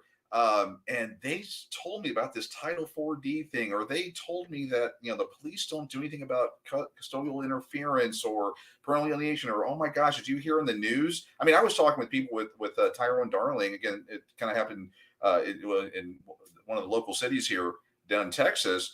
I was talking to people about that. They had never heard of it, and then I got opportunity to talk about it a little bit more and educate them on that. And I'm hoping some of those conversations become fruitful, and it turns into something, because having just a core group of people. And again, we've got I think 750,000 followers. Again, there's gonna be a subsection that's it's on here every day. That's everyone's in different parts of their journey, and it's getting everyone to the same at the same speed, or up to speed on it, and having everyone uniform message where we all agree, and getting that information out to where eventually, with the legislators, the judiciary, they see that we're just not going to go away. We need change, and that's how it's going to happen. Again, if we were to get, in my opinion, we were to get millions of people to say we are not going to vote for legislators that don't pass equal shared parenting, or whatever that issue is, and they go, oh my gosh, I'm not going to be reelected if I don't do this. That's how all this changes. It's all to look good. It's all to they're worried about their job just as much as everybody's worried about their job. They're like, how do I get reelected? And if they see, oh, I'm going to lose the election if I don't do this, they will do it. That's how we get these things changed. Everyone is in it for their own personal reasons. Our legislators are that way. Judges, at least in Texas and a number of other states, they're elected as well. Getting involved in your local politics, as much as I say, there's one of the guys here, local Joe, great guy. He is at everything. Dr. Brooks McKenzie, he is at everything. And he's I don't know if he's able to do all those things. He's a Superman, or all these guys are, and they make those commitments to get that done and educate, and hopefully people respond to that. He's going and talking to right-leaning people, left-leaning people. He doesn't care as long as that message gets out. And it just really boils down to all of us coming together. But I saw actually Brent here said, "Is there any promotional material or anything that you guys distribute or have that I can distribute and spread awareness with and around my local area?" Yeah. I mean, again, I'm wanting to move all my stuff over to Dad Talk Today because I don't want to be about a platform or a different one or whatever. I mean, Eric's got awesome stuff. He's got great reach, a good message. And I don't want to say, oh, we'll go to this other website. But for right now, if you go to pissedoffparent.com, I have books, articles, links to all that information, videos, memes. I know Eric hates memes, but I personally love them. And you go to my meme section. That's a way to share information to get the conversation started. And then you can, if you're talking to a legislator, I have a section with legislators where they've talked about it, so you at least know that they're doing it. I have a video section that does nothing but talk about different political figures that where they've talked about fatherlessness, that's 3 times, or they talk about parental alienation. So all that information is aggregated in that location. Actually, on the main pissedoffparent.com website, at the bottom, I have an aggregator that pulls in all the stories from across the world that will talk about. That's where on the first show that unfortunately got deleted. That's where we talked about the Minnesota law that's changing. That's how you can stay up to date, and it's about education and getting that out there. And it looks like nature called and nature's back. So I'm back. I was just talking with the group about if they had questions or anything they wanted to learn about while we're all here talking. And Brennan says they're promotional materials. Again, right now, pissedoffparent.com has what I would believe to be a good comprehensive list of where to get education and things like that. I know that you have some ideas, T-shirts and ways to get that stuff out there, bumper stickers and all that. So that's your arena. I got some old T-shirts that says, and I got some in there I can show you. It says, I support shared parenting, parental alienation is child abuse. And then when you wear that, that's just a billboard every time you're walking. If you'd be interested, message the page and we'll get some of those. I got a new shirt that's supposed to be coming out. Looks really cool. It's got like Dads Matter all the way down. We've never had long sleeves. It's going to have Dads Matter down here, Dad Talk Today right here, the cartoon logo right here. And on the back, it says, instead of asking fathers to fight harder, ask mothers why he had to fight it all. And that'd be on the back. Does that come with Kevlar? Huh? Does that come with Kevlar? I told you it was a girl that designed the shirt. I mean, she was a little bit more harsh. She said, dads matter. Your opinion don't. Whoa. But I mean, you know what? You got to give it to the ladies, dude. When they just say it as it is. Us dads have to be over here. Oh, mine's 2, or we didn't mean it that way. I mean, at this point, we just got to get to where we got to get the message out any way that we possibly can. The ladies are pissed. They're awesome. Oh, yeah, dude. They're pissed about dads, right? Dude, the good ones. The good ones. Yes. Not the cupcakes. And there are some good ones. I'm telling you guys. Yeah. It doesn't seem like it because it seems like the feminists outnumber the good ones. It's not that. The feminists just know how to organize. And, dude, how many times is it you see like fathers' rights and our movement going to women's pages to say dads too? You don't. Most of the time, you don't even want to get in the middle of that, hornet's nest. You don't even want to get nowhere near it, but they have no idea. I mean, no problem doing it here. It reminds me of the guy. His wife gets to nagging. They're getting in an argument or whatever. He's like, I'm going off to the man cave. I'm going to go shoot some pool or something to get away from it. Well, he doesn't go alone because she follows him. Right? Why do they do that? I'm sorry. I got to detract her. Why? It's because they want to force you to get a reaction. You're going to react to me. You're not just going to ignore me. I am the person that tells you what to do. You don't make your own decisions. You must give me a response. And unfortunately, many of these guys fall for it, right? But if they try to get away from it, they can't get away from it. Again, they just follow them. And every time a guy tries to get away from that controversy, it seems like it gets worse. Because, and guess what? If she shows up and it breaks out and it gets even worse and she hits you and you try to push her off, guess who's going to jail? They follow. every And time. that's what I say when they organize, guys. That's another reason why having numbers here matter, because you're going to ask these advocates to get in the middle of that hornet's nest and not have backup in order to be able to get to where we need to be. It's going to have to get that hornet's nest stirred up, because we got to go in there and say what's happening is wrong. Yeah. Right. And these dads are important. They do matter. They do have a voice. Now, dads, speak because we want you to speak. Right. And that's what it seems like we're doing sometimes. But they love showing up on Dad Talk, man. And so I think a lot of these guys, with their frustration and just wanting to go to their man cave and get away from some of this, and like, I don't want to see this, those women show up and they're like, don't allow women on here. And it's no, guys. No. We got to have the ladies on here. The ladies are huge supporters. Don't confuse them with the butt nuggets that you're seeing in the comments. That's what they are. They're butt nuggets. We need to flush them down the toilet. You need a Roto-Rooter them. Yeah. Yeah. I mean, anyone I mean, we're all married, hell, a couple times. I mean, we love women.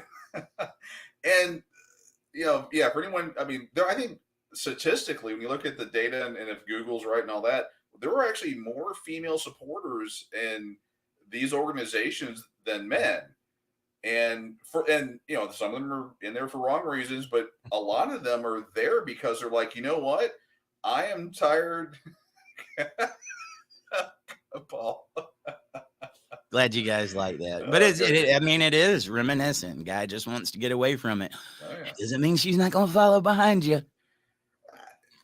Yeah, that's sometimes a teachable moment. Yeah, I mean, yeah, when the guy's walking away from you, he's going, look, I'm getting ready to do something we're all not going to like. Let me just go. I am not a button. We know you're not, Julie. You're one of the first ones on here. People. You're one of the greatest supporters that we got, and I thank you so much for being here. I see Sabrina and several, Wanda Best and all of them on there too. Thank you so much for being here. Look, when we talk about that type of woman, you know we're not talking about you, right? Because you're in here supporting what's right. And I'm going to tell you, at the same time, if we saw a woman that was being mistreated and we saw that the courts was playing these games with her, we would fight just as hard for her against the injustice. That's where we're different than those groups. At the same time, those groups infiltrate this and try to get these guys to shut up. And I can't stand that, man. And the only way to really shut them up is to do kind of like last night. Like, I just wasn't going to block them and move on because they just keep coming. Yeah. We're just going to keep coming. I'm going to make a new profile and come back in. You can't block me. Yeah. You have to listen to me. No. Nothing you're saying makes sense. You've got to be angry. You've got to be a deadbeat. Not all dads are good. Stop talking about what you're talking about right now, because you're making dads sound like they can be parents too. No. We've got to talk about the deadbeat. Get the hell out of here. Who do you think you're talking to? I am a man. Hear me roar. Roar. All right. Tim the Toolman Taylor. You have that. You have people that already have it in their mind that dads are horrible jokes, whatever, because of all the media that they've received and what they need to do in order to get through their day. And no matter what you say or do, they're going to find some way to prove it, true. I mean, when that lady got on here, y'all are angry dads and no blah blah. That's what they're trying to do. Things, and people are plants. They'll plant people. They are plants. To cause it. Yeah. Well, and so like Paul said, such divisive conversation must be had, and we're never going to like all our ideas. But if we have the same drive, loving our children, and we will accomplish great things. Dude, if we could get some of those feminist and domestic violence organizations on here, let me go get my buddies, Paul Elam, Carnell Smith, Warren Farrell, and we can sit down and we can have a real round table. It's not going to be like on Dr. Phil, where they invite all the father's rights guys on there. And then they got the one guy that hates all women, that's gay, and he's the misogynist that they want the father's rights movement to look like. No. We'll have our people on here. We'll make sure everybody gets equal time. And if you start screaming over somebody, stop it. You ain't doing that here. Like, those games ain't playing here. They might allow those on talk shows. There is one episode, dude, of Warren Farrell when he was on Oprah. Go watch that. I felt so sorry for Warren, and he still shows up every time. Every time Warren went to speak, he would get 2 or 3 words out, and they would stand up, start shouting, and so would the crowd, because he started talking about If a man pays for a meal, a woman should pay for a meal. If he opens her door, why can't she open his door? And he starts talking these things. It was like, oh, this guy is just full of crap. Don't tell us women that we need to be doing equal. And I'm not going to lie. I've been blue pilled so long. When I was growing up, there was times when Warren was saying some of that I was like, ugh. And then I had to sit there and really think, like, where do I want to have that talk with Warren and tell him that he's wrong? He's not. No. Warren was talking about a true picture of equality. That's equality. Yeah. That's equality. And think about if you started having some of those conversations, should she open the door for him? No. But why do we just automatically think he's supposed to do it for her? She needs to pay for the meals if she asks him out. Oh, that's wrong. No, I love my lady. I want to do. Why? Equality. And if you have that going into a relationship, that we're going to put equal work into each other and we're going to have equal respect, you might have one of these guys and these women that don't end up in a divorce. They might have a nuclear family. They might work together to give both elements of mom and dad to their kids. Those kids might have mom and dad in the same household instead of the counter parenting mom. There's a lot of these things, Dwayne, that once you sit down and you listen to them, dude, I haven't got through it, but one of the number one books that's on my list that I want to read is The Myth of Male Power. I have heard from several of these guys that say that was what transformed their life, is when they sat down and listened to Warren or read his book, The Myth of Male Power. I'm still working on let's see, let me see if I can find it here. Yeah, the Boy Crisis right here. Boy Crisis, yeah. Yeah. I got several copies of that. See, I mean, that's how movement might not see it sometimes, but we do work in conjunction with all these guys. Warren sent me boxes of the Boy Crisis because he knew I was going to those political conferences.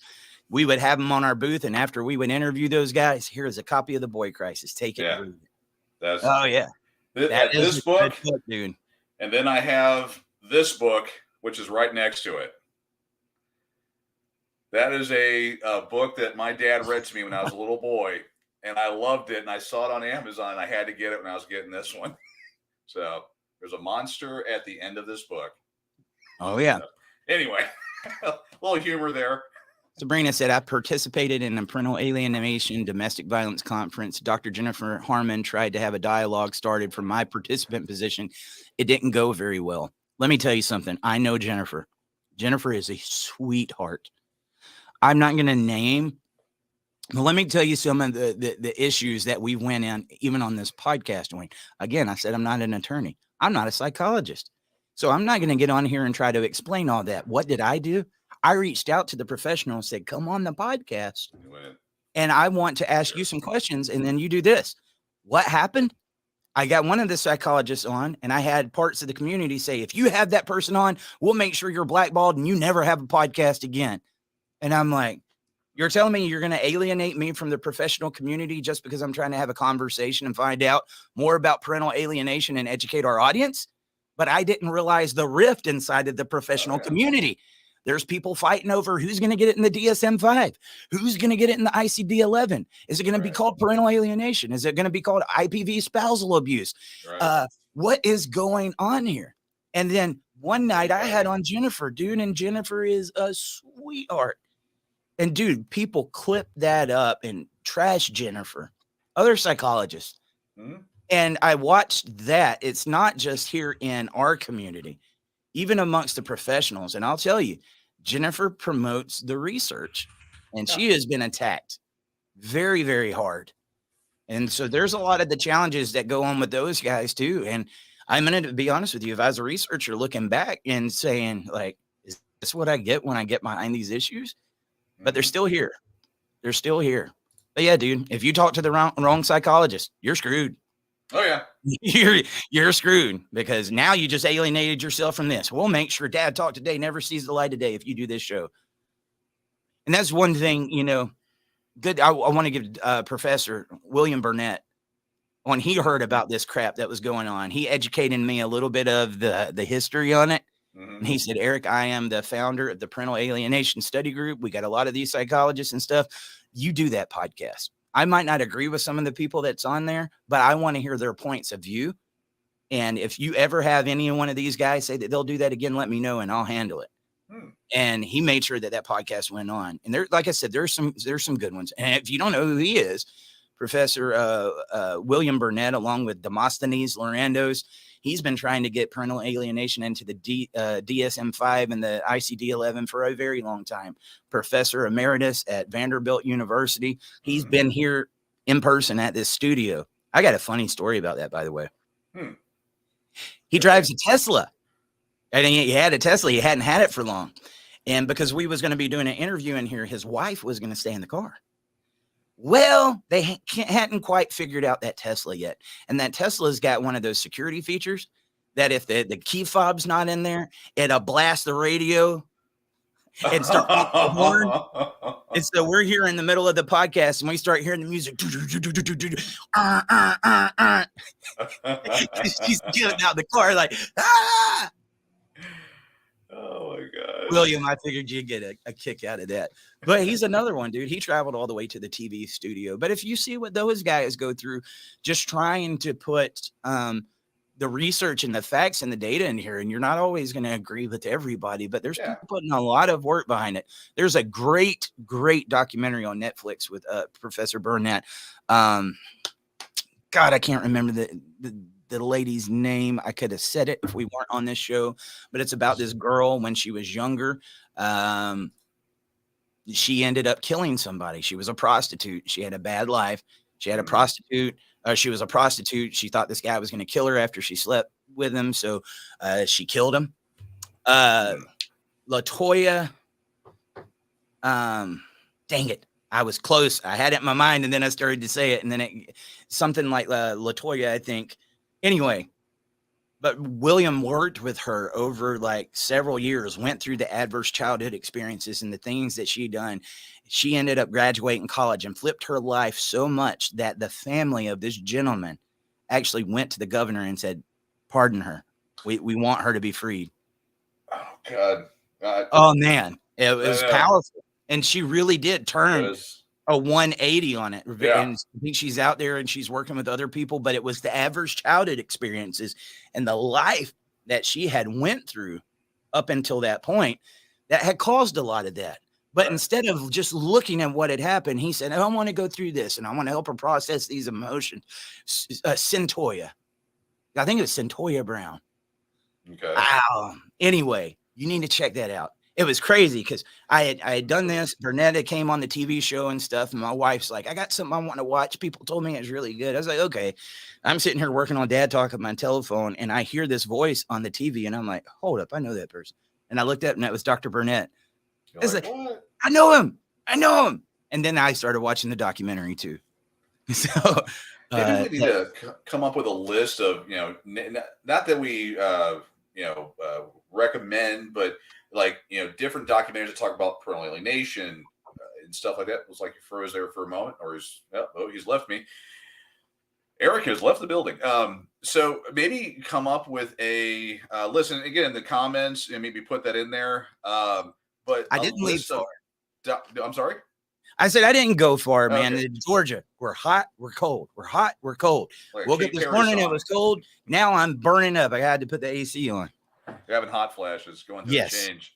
I am. But what about maybe putting on the website a list of documentaries, recommended documentaries in different areas, like parental alienation, those things, and then have that at least as because one of the, I talk about education and learning this, and people that are impacted in their particular area, parental alienation, child support, whatever, they maybe not know where to go. And the Red Pill and Divorce Corp. Yeah. That's the two that I would recommend right off. And I Stand with John.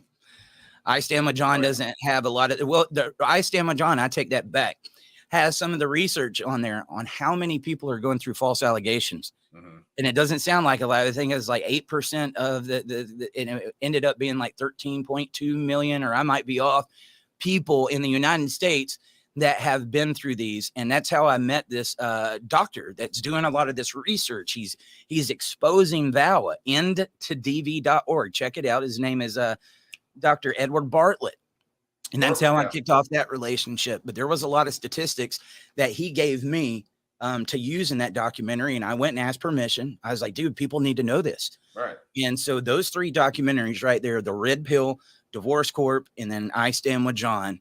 I Stand With John, I think, is the one to show people that aren't going through this, because it walks through John's story. And there was a psychologist, we didn't know this before, but that went and watched that and said this was one of the most powerful ones. And let me tell you why.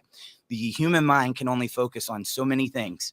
So the fact that you just did one story and you walked us from the beginning to the end is what made that powerful, versus some of these other documentaries. They'll try to put 4 or 5 different cases in there, and then you start bouncing all over the place trying to remember the details. They was like, this was good. So you walk people through the journey of somebody's footsteps that went through this, and he went through it all. CPS, false allegations, child support, custody exchange, murder. He went through every bit of it. Red Pill shows you the bias with the family, not just the family courts, guys, because it's not just a father's rights thing. It's men in general. And there is 2 different communities. You got the men's rights community, you got the father's rights community. We definitely intersect, but there is like the MRAs are going to be considered a little bit different than the father's rights guys. How are those communities looked at? And is it any different when they talk about men's rights if they're not a father? Sometimes it can be. Check out the Red Pill. That was a great documentary. Casey J, I'd love to talk to you. I think she did a dynamite job on there. But then you got Divorce Corp, where the money funnels in, how that system goes. So I think the Red Pill and the Divorce Corp are must-see documentaries, because it teaches you how the system operates, but it also shows you what it's like sticking up for men's rights. And then you've got the documentary to take to other people to show them that maybe after they watch I Stand With John, you could say, now you need to watch the Red Pill. Now you need to watch Divorce Corp, because they wouldn't have cared about it unless they took a walk into John's footsteps, right? Now they want to know the statistics. Unfortunately, like I was on Dr. Drew's show, talked to him about the Divorce Corp documentary. He said they were shocked that it didn't do bigger numbers. And they honestly thought that was going to be one that just blew up. And I'm just giving a critique from my end, because I think it's one of the most brilliant documentaries ever made. But I've learned this in, my past several years doing this, that listening to statistics and how the money changes hands, the people in our community listen to it, but the people on the outside don't, because I'm not really going through it. Why do I want to sit here and educate myself on a system that I'm not going through? Right. But if you can tell them this, that's when the stories are powerful. Like I Stand With John, or somebody that thinks that men's rights or father's rights is just stupid. The Red Pill is where it comes in. I can't tell you how many feminists I've encountered that have the complete opposite views of me. And I say, sit down and watch the Red Pill. I've seen them after watching that documentary completely flip, dude, and say, I never thought of it that way.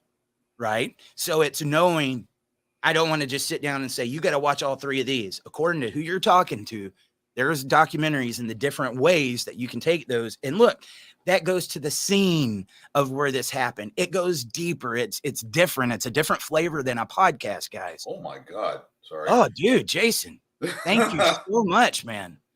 Keep up what y'all are doing. Love you guys. Dude, if we can get several of those on the podcast every day, we might be able to get some new internet. Thank you, guys. And Mike, I'm going to get to your question. I'm going to get to your, where was it? Let me find this. He said, question, how do we make it more profitable for the state to keep dad in the family? I have not heard anyone brainstorming on this question, buddy. People brainstorm on this one all the time. And I'm going to tell you why. I understand both sides of this. If we can help them find a way to keep making money off of it, they're not going to care so much about the Title 4D funds. Listen, anytime you give our government an incentive to make money off of broken families, you are headed down a bad path. Listen to Ronald Reagan, who was a president of the United States, that said the scariest thing he's ever heard in his life is, we are from the government and we are here to help. If you allow them, if we just change up the incentives because we think it's going to hurt us, somewhere down the line, we're going to see the consequences. Title 4D in the very beginning sounded like a good thing. They were trying to reimburse the states because there was such a financial drain. It was not a good thing. And they found out we can manipulate that. I say the same thing with shared parenting. Sounds like a good thing, but does it stop the silver bullet? Anytime they've got these incentives in here, guys, we are headed down dangerous, dangerous territory. So this is that is actually, thank you for bringing that up, because that's a common question that we hear from people, because they think, oh, that's a new one. It's not. People have thought about that for a very long time. There's other people that tell you, you know what, if you want to get answers inside your family court case, go get an attorney that's put money into the judge's campaign. Is that going to work for you? Sometimes it might, but guess what? It's the problem with the system. They should not make any money off of people's pain and their families breaking up, period, whatsoever. And if you got any questions or concerns or comments on that too, I'm willing to talk to you about it, but that's a scary one, dude. You do not want to give them something else, because they will find it and they'll manipulate it, and you'll say, doggone it, we thought we was doing something. Let me show you how the government works. State of Texas, I'm going to pick on you guys for a minute. That last legislative session, 200 different parents at that Capitol testifying. Only a few testified against, and it was all a part of the Family Law Association. Just a big way of saying, oh, we can't ignore these guys anymore, but we still can't pass this because we're going to lose money. We're going to give you expanded standard. We're going to give you almost 50-50, but we're still going to have a little bit of inequality. It sounds like they had no problem with the 50-50, but we still need somebody to get a little bit less, because we can justify the full amount in child support, and they can keep the Title 4D system going.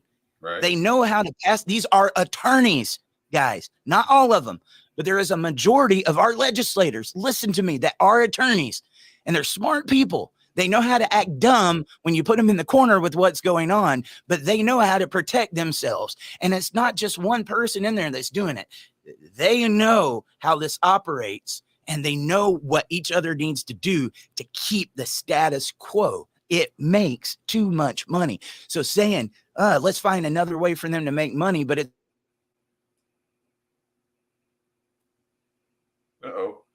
My bad. Yep. They're back. Look, see, back. I told you, keep the stars coming, keep the super chat. I need new internet. I need new internet, but guys, it's not a solution. Anyway, go ahead, Dwayne. I got long-winded. Yeah, no, I mean, Texas is, where I'm from. And by the way, the only judge that called in to complain, Judith Wells, she's actually in the Divorce Corp documentary. You can, if you get a chance to watch that. And it's actually, I made a little video on pissedoffparent.com talking about what I think of Judith Wells, because I took her words and I put it up right against what the bill said, and then highlighted what she was saying, what the bill actually said. And you can see, the disparity, and people will be able to figure it out. But our lawmakers. I mean, again, name one governmental program that has benefited us. I mean, I'll wait. But on that topic, all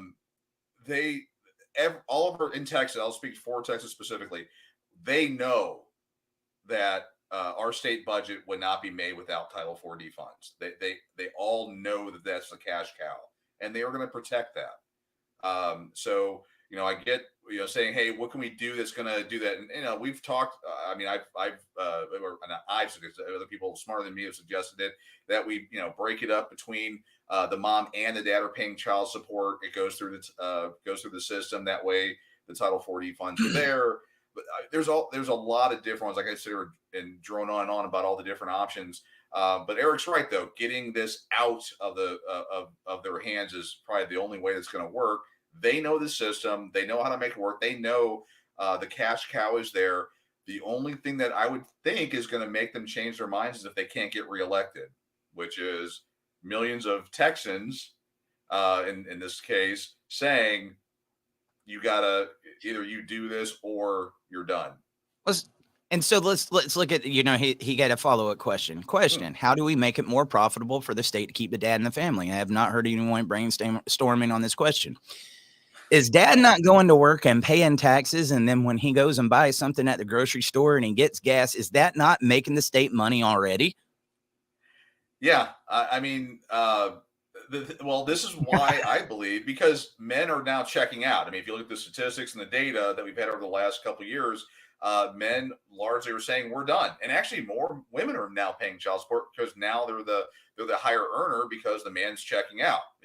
The pendulum's flipping, by the way. So everyone, hold on to your Well, seats. because you got to be a strong, independent woman, and you don't need a man. So if you've got that ideology and you made yourself a successful person, but you was in a relationship and you got to get a divorce, but you made more money because you were that strong, independent woman.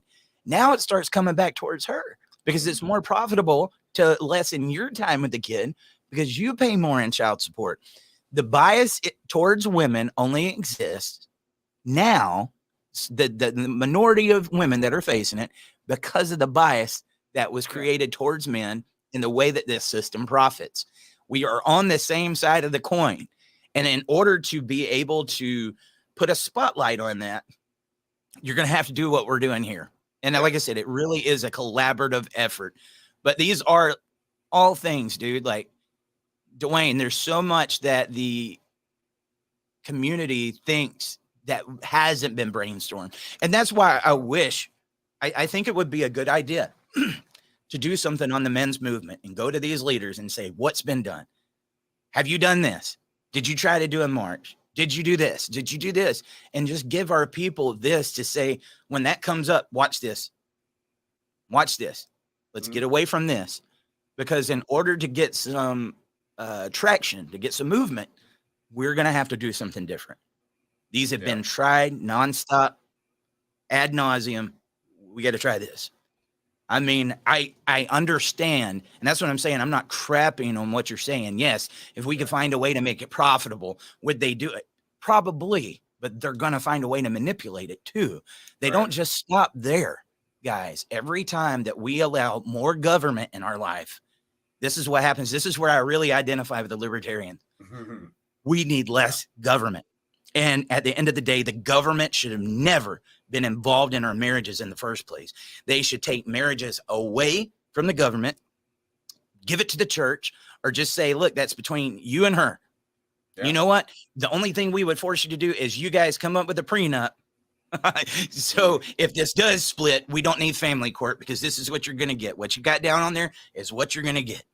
And let's try to make less cases going through family court, you know, but they can't profit off of that. Dream. There's pipe dream.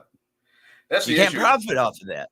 But it would make more sense. It would make more sense. It would make more sense, but the House always wins. They don't care who they're messing over, but the government, the House is always going to find a way to make them win. Yeah, I mean, if you research the history of marriage or read your own marriage contract, it doesn't say love and all that stuff. It's about titles and ownership of property and all that. Prenups get thrown out of court all the time for silly reasons or no reason at all. Post-nuptials are actually a little bit better. But good luck on those. I mean, again, they should get out of the business of marriage altogether.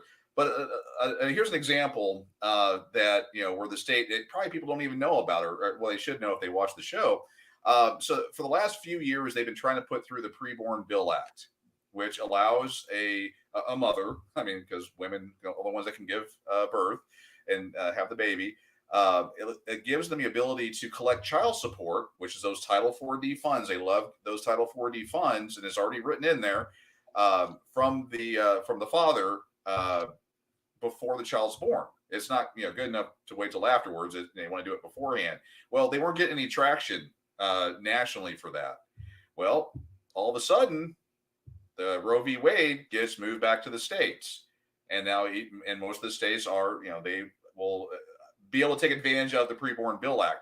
Boom, 3 of them already out there. There's more coming, I'm sure, to do that. Why do they care about pro? It wasn't about pro-life.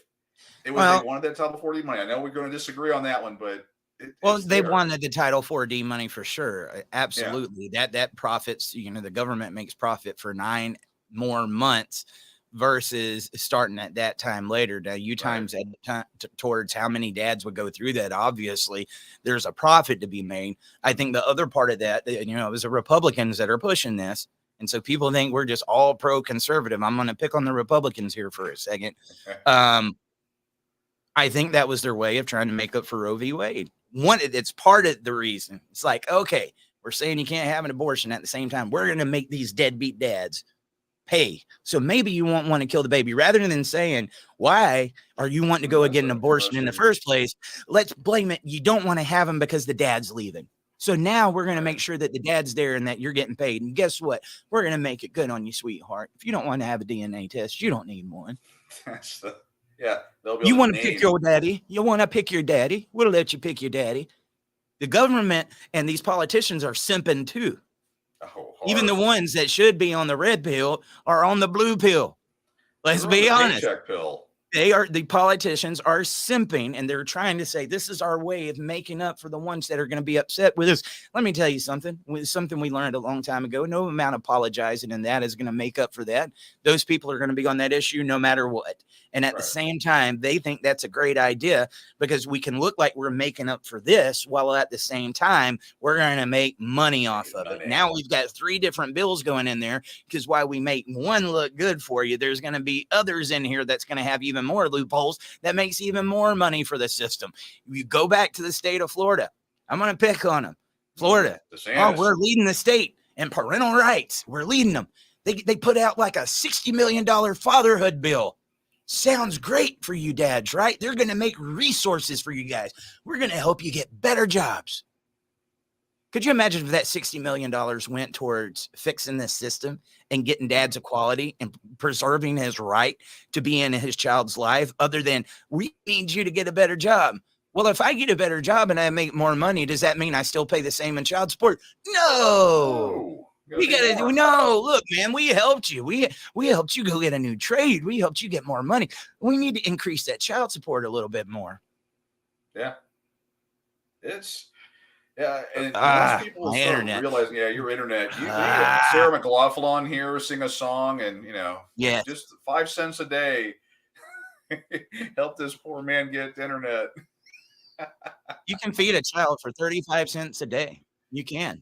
You can feed a child for 35 cents a day. That's what they say on the commercial. But how much are you paying in child support? That's a joke.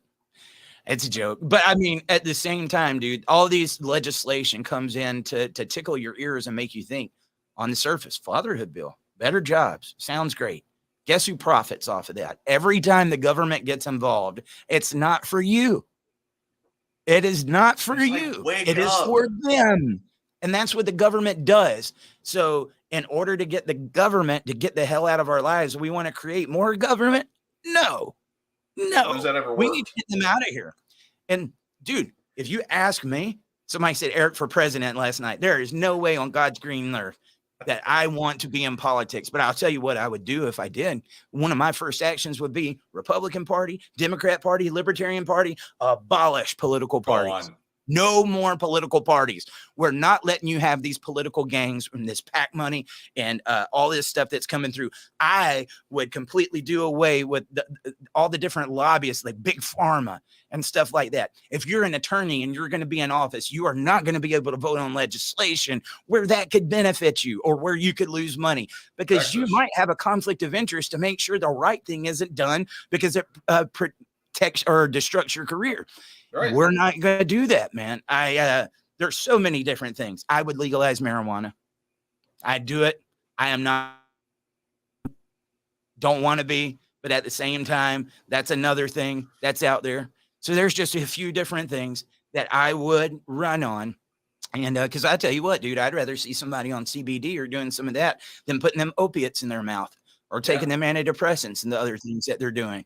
That's why I would say that. Is that a controversial subject? I would rather see them utilize a plant than I would what they're getting put down their mouths at the pharmacy.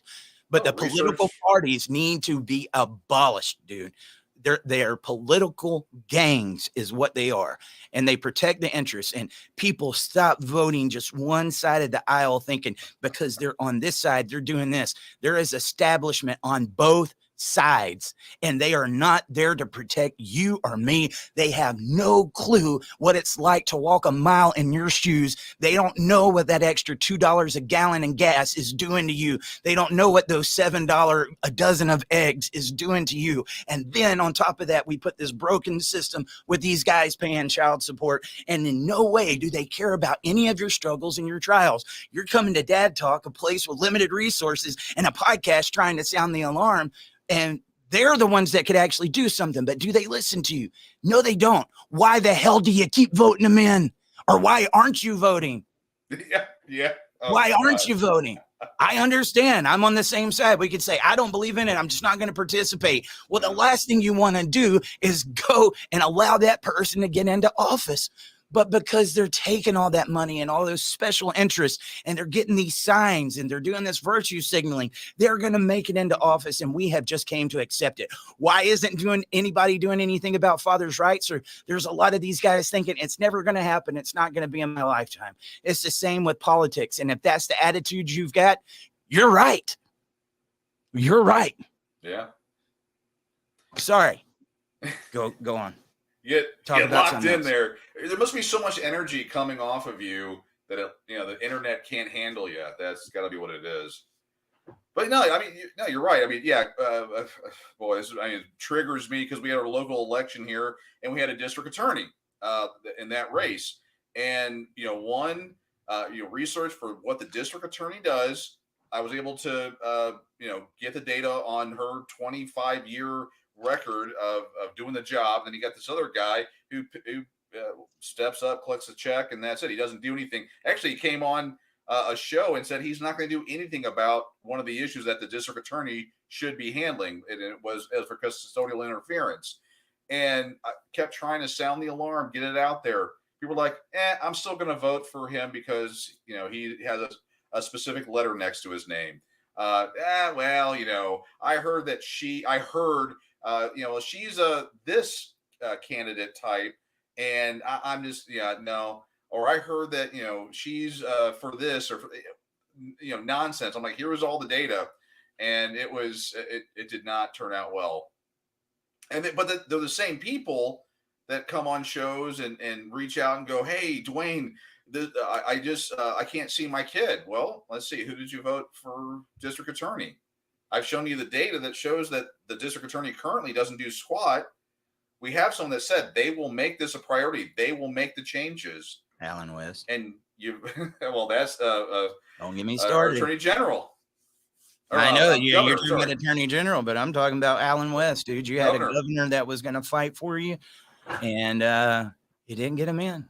In the primary, yeah. I mean, someone was. I posted that meme that I had that it's got Murray Povich saying you love your kids, but you still elected the same guy that won't do squat for you. And someone's like, well, what can we do after the primaries? Get in the damn primaries. Vote for you had your shot to get someone. Alan West, Huffines, Chad Prather. Those three all said that they would support equal shared parenting and family rights. Abbott, and this is Texas Governor going on a rant here, he has demonstrated. I mean, I don't care what he said. I've talked to Governor Abbott personally. That is out on the Pissed Off Parent YouTube page. I've talked to the guy personally. He doesn't care. He has never cared. It's all about money and all sorts of stuff. He had 3 opportunities to fix Jeff Younger's case, and Jeff Younger's the one with the transition situation. He had 3 special sessions he could have done that in. He chose not to, and put some other nonsense in place, and it was absolute nonsense. He doesn't care. We have the opportunity to at least get someone in there that can at least do something, and we don't have the people that are going to say, if you don't do this, I mean, again, if we would have had 1 million people or more than 1 million people tell Abbott, you either put this legislation in for Jeff Younger and all the other kids out there, or we're not going to vote you back in, it would have went through. I'll give everybody a test. Let's see your dad talk knowledge. Last year, not 20. Oh, no, year before last. All right. In 2021. Mm-hmm. Name me all the people that I interviewed on this podcast that said they would support shared parenting and reforming the system. Put that in the notes. I can guarantee you most people aren't going to be able to name maybe but 1 or 2, and I had several, dude. Ron Sherman, Lizard Lick Towing? No. All right. But I'm just saying, dude, and these are people that are willing to fight for us, and our community isn't even saying their names. And that's why we got to be a little bit different. I understand why people are down on the voting and everything else, but it comes to that point. Like, if we're going to do that, we just need to pack our bags and go home. We need you here. You read Now, my at this diary. time, do I think I want to go travel the country and try to identify the new candidates doing the same thing? No, because it didn't work right the last time. But if we do work on getting our people here and telling them, like, when this does happen, here's the right thing, maybe we can do it. I should have spent more of my time trying to build the show and getting the structure so that we can financially support. But it was a lesson. It was a lesson learned. Yeah. But I'm going to tell you, if we have these guys that stand up and say they're going to do this, if you don't support them, we become a part of the problem, not the solution. Alan West was by far one of the best candidates I've ever seen in my life. Said he wanted to reform CPS, wanted to reform child support, wanted to make sure they had equal parenting, like that, dude. And let me tell you, that guy would have done it. It wasn't just talk. And they came, and he came on the show. Live Q&A where you could ask him anything you wanted, like we're doing right now, and I would pull them up on the screen, your questions. Even the ones that said, oh, he's not going to do anything, but what would he do about this? I said, Alan, what do you got to say to them? We didn't dodge anything. Yeah. And that hurts my heart, man. That hurts my heart because we ask people to fight for us and we're not willing to fight for them. It's the same thing here. You guys want Dad Talk to do it? Fight for us. You know, do some of these things.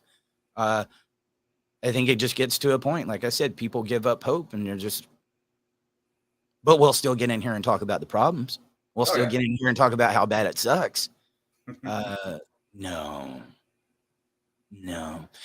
And Damon Purdue said, you're only voting for a spokesperson. Let me tell you something, brother.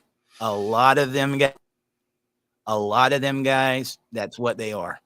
But no, we found some of the good ones, but they're the minority. I'm going to tell you, I get a lot like, oh, you talk to as conservatives. I am conservative valued. I do believe in the nuclear family. I believe for what they're supposed to stand for. Now, at the same time, do I support that party right now? I'm going to tell you, I don't think they're nowhere near what they claim to be. And at the same time, I went and talked to Democrats and I talked to libertarians, one of the best politicians I ever talked to. And I hate to call him a politician because he was a real guy. His name was Edwin Vargas out of Connecticut. He was a Democrat, but I've never heard a state rep call out the attorneys, the judges, the other politicians, CPS. Dude, like he was rattling off all this and he had been fighting it, but he was fighting it alone. Yep. You know, and he was like, look, there's only so much I can do, but I can tell you all this. And then he started telling me horror stories, just like we hear on the podcast. It was a guy that really cares. Go back and watch it. We've got to get Edwin back on the show. If there was Democrats like him still running, I would vote for him.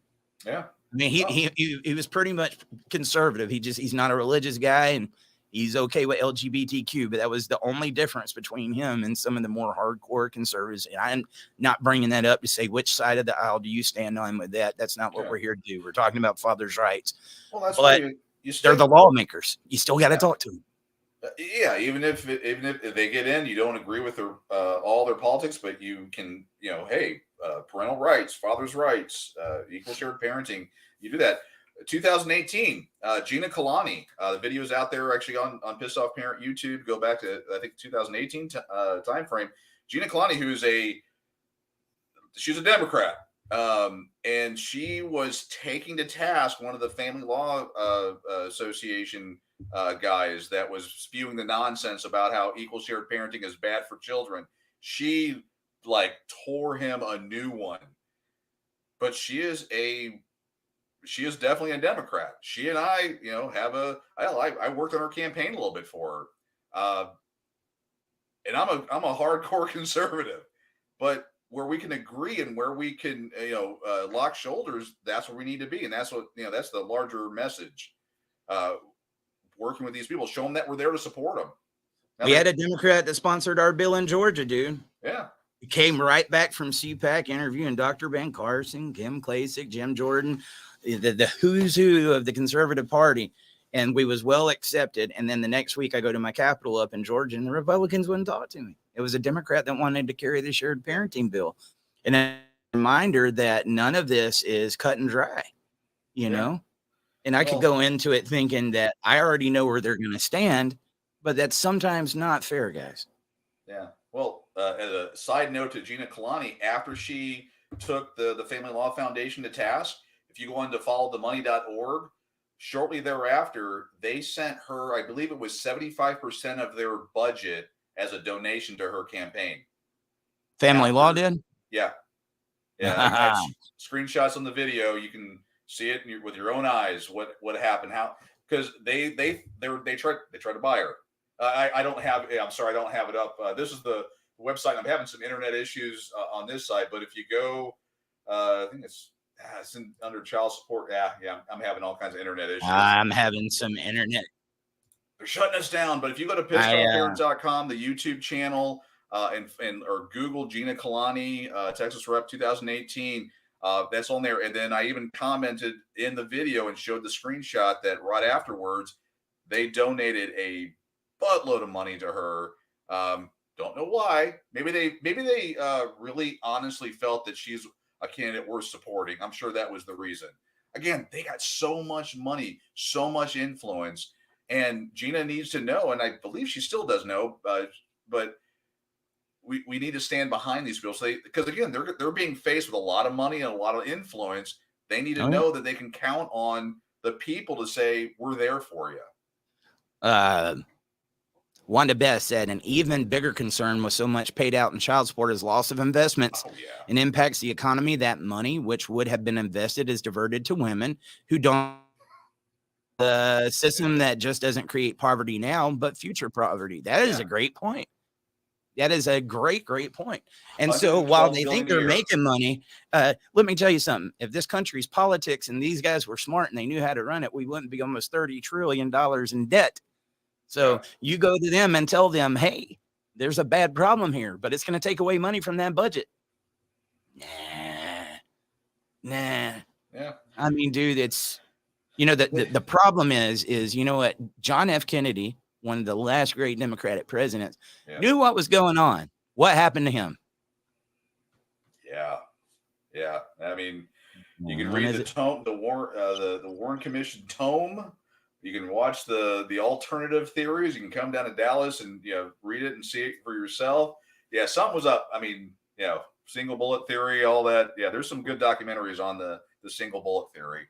The Federal Reserve, the fact that we can print our own money, dude, that's scary. And look how the dollar bill's changed over the decades. What it used to say, what it now says.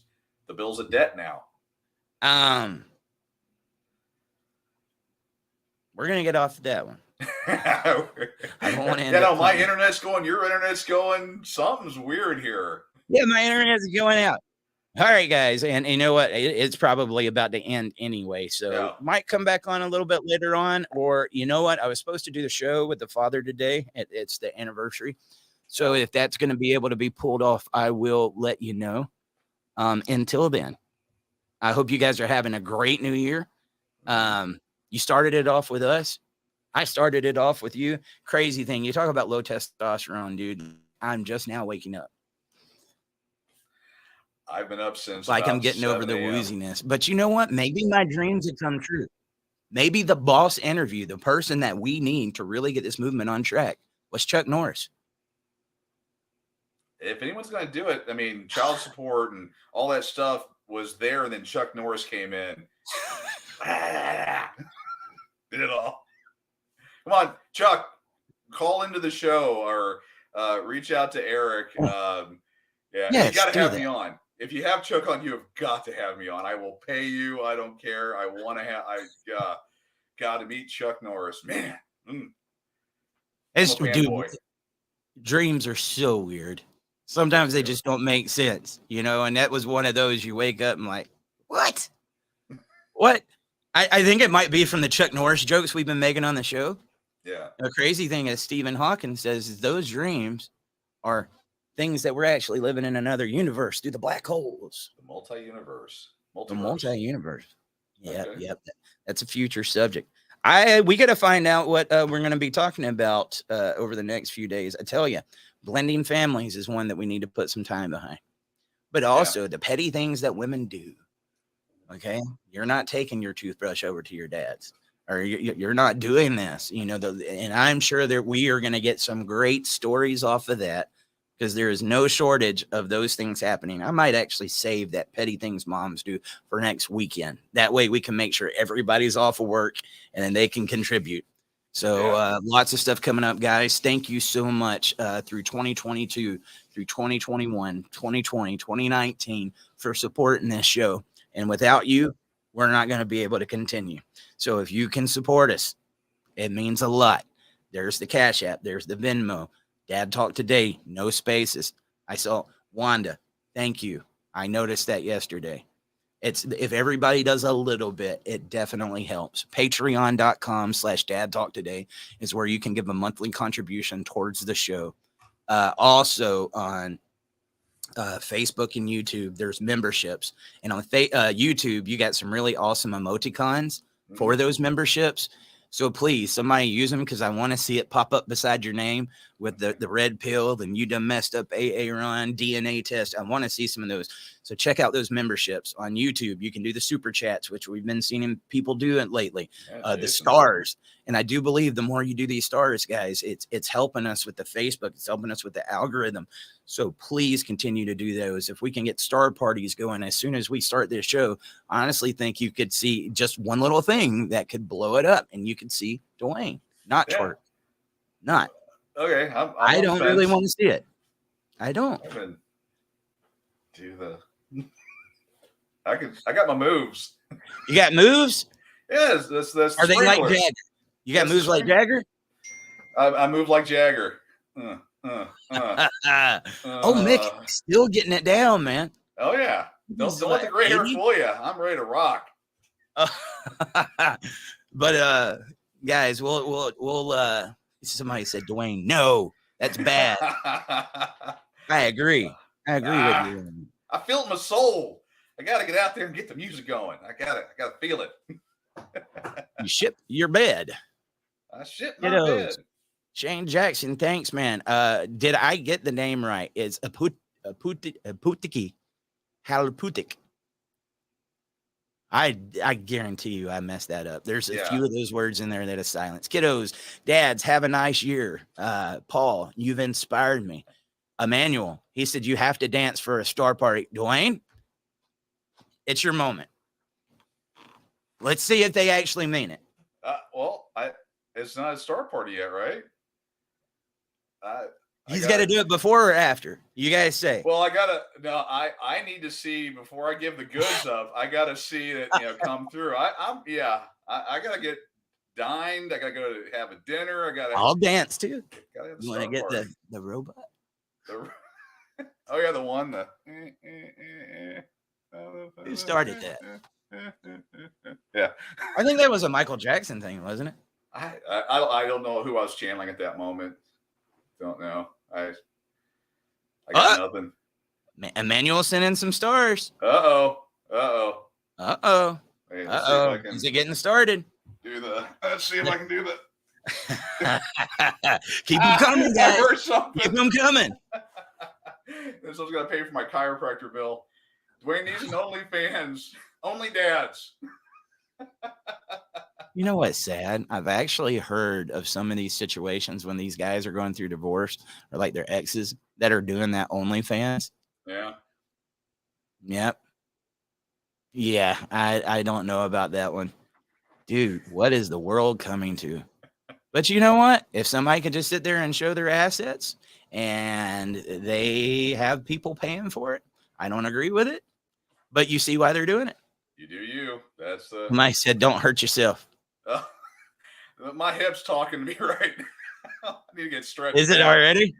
Doing the whatever the heck, or maybe the lawnmower. Yeah, the lawnmower. See, look, guys, we're desperate. We're desperate. Finland. I got a groupie in Finland. What's up?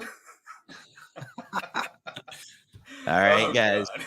Those are some of the ways that you can support the podcast. Every bit of it helps. And as you do this, we will continue to live forward this message. Let me talk to you. It's 2023. Let me get on a serious note before we get out of here. I know many of you feel defeated. I know many of you feel like it doesn't matter what you do. It's never going to happen. I have those moments myself.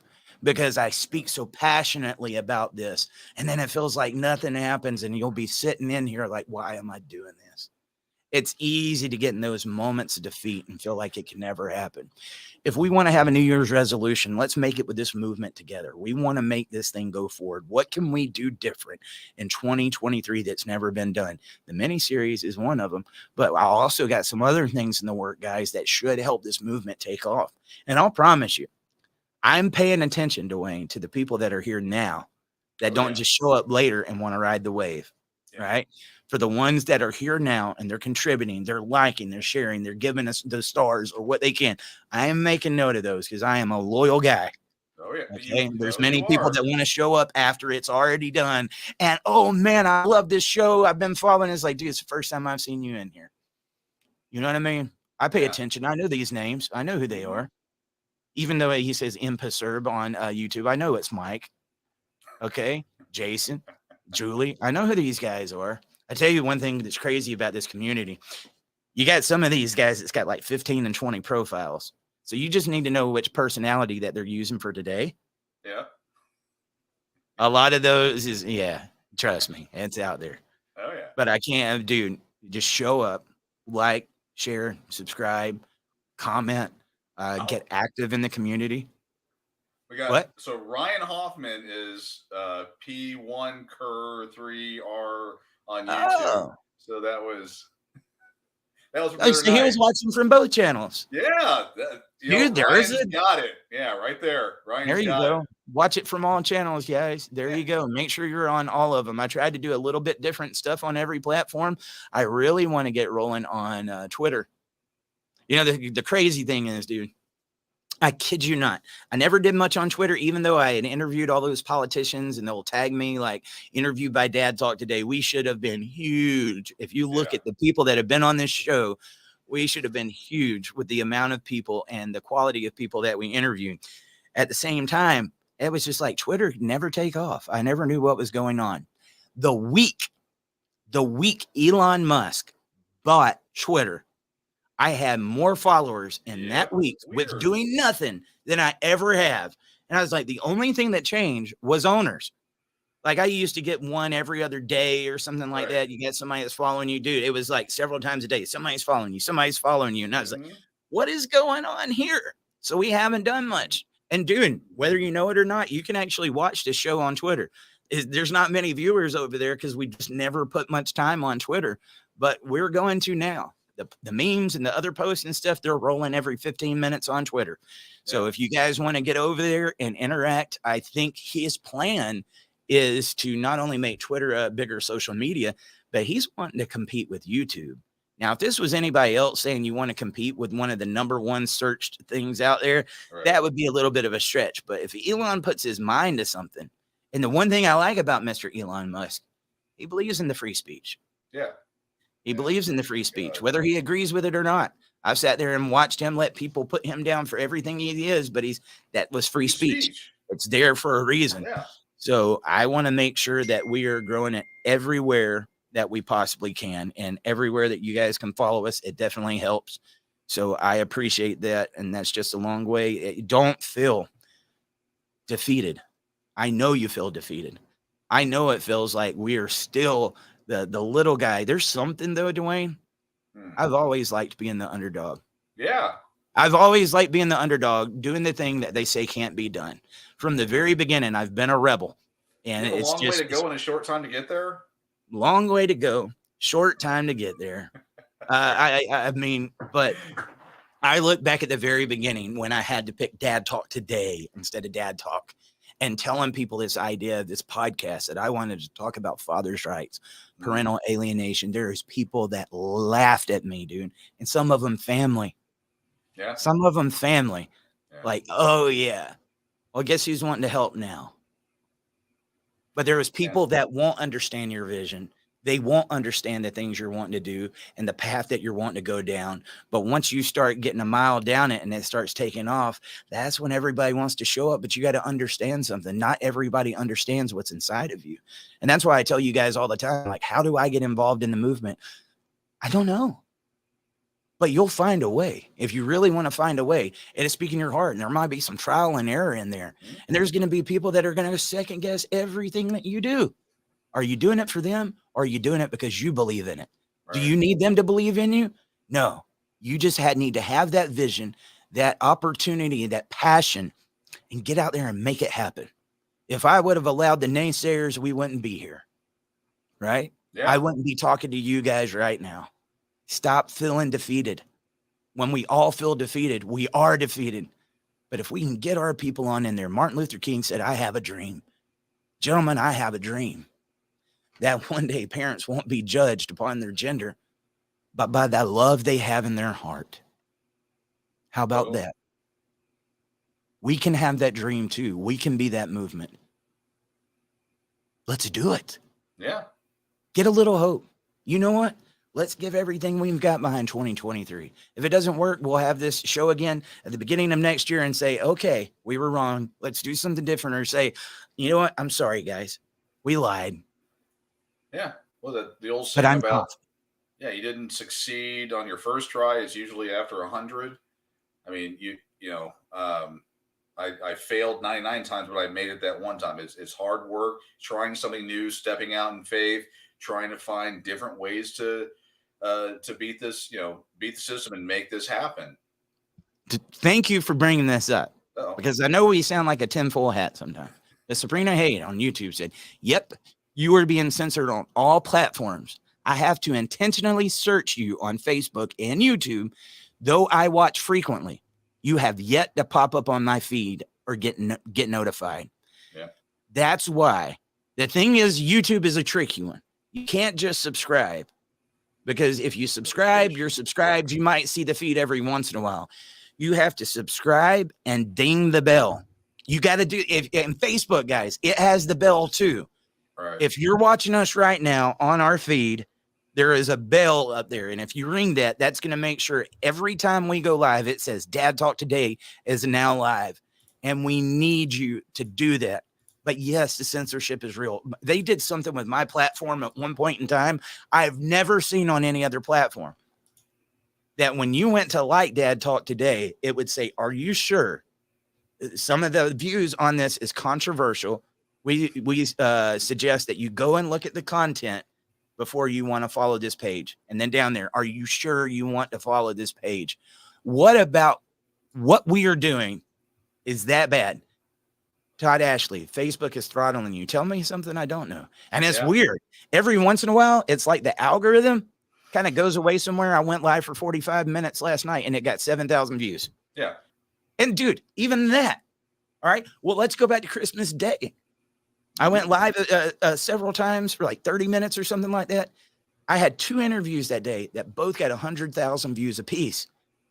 Guys, I want you to understand. Dad Talk Today has 500,000 people on Facebook. Those are people, and those are not paid. They're not bots or subscribers. That grew. I advertised in the first year because I wanted to get my podcast out, and I did do some advertising. The past 3 years, we don't advertise. That's 500,000 people that showed up here because they believe in these issues. Where are they? And the only way we can do this again is to organize. If you want platforms like us to do this, go to Rumble, go to YouTube. And you know what? If you subscribe and you ding that bell and you're still not getting the notifications, do me a favor. Let me know, because we got a bone to pick with these platforms. Why are you censoring us? Yeah. Why is this going on? I don't like that, man. I don't like that. There is a lot of hard work that goes to getting on these platforms and doing the content that we're doing. How many hours in the past week were we on these microphones trying to think of what to say and trying to provide open encouragement to other people? There's a lot of work that goes into making the graphics that's on the screen, making a voicemail line. Dude, it is more than a full-time job. But we do it because we believe in it. And the platform, why would you censor something like that?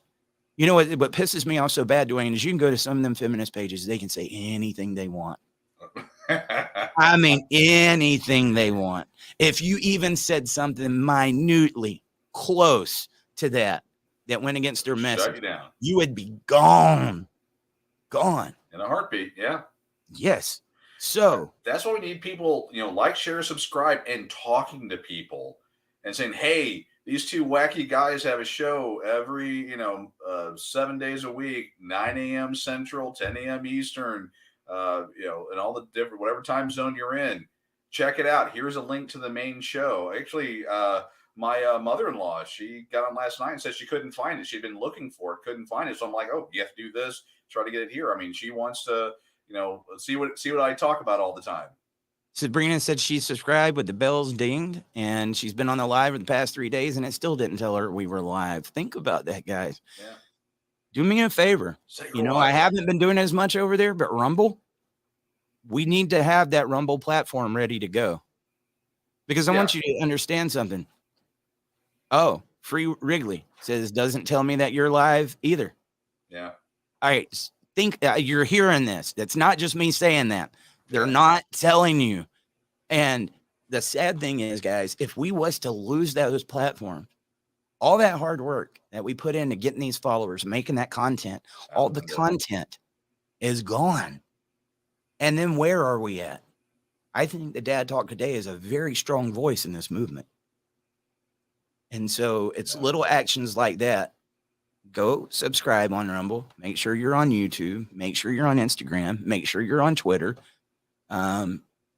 That way we don't start back over at one. Because if that was to happen, Dwayne, I can't tell you what I would do, man. I mean, I'll be honest with you. And it's I've seen them do it. I've seen them do it. I'm a Louder with Crowder fan. I know controversial, but I like his style. I like. They've struck him for zero reason right before the election. They shut him down for no reason. They will do it. A editing software that I use for my videos that I make, they did something controversial, and the guy that had been with them since the beginning said, "Hey, guy, you need to this company. You need to do the right thing." He got his first ever strike on a video that they told him to make from 3 years ago. They're the ones that did it.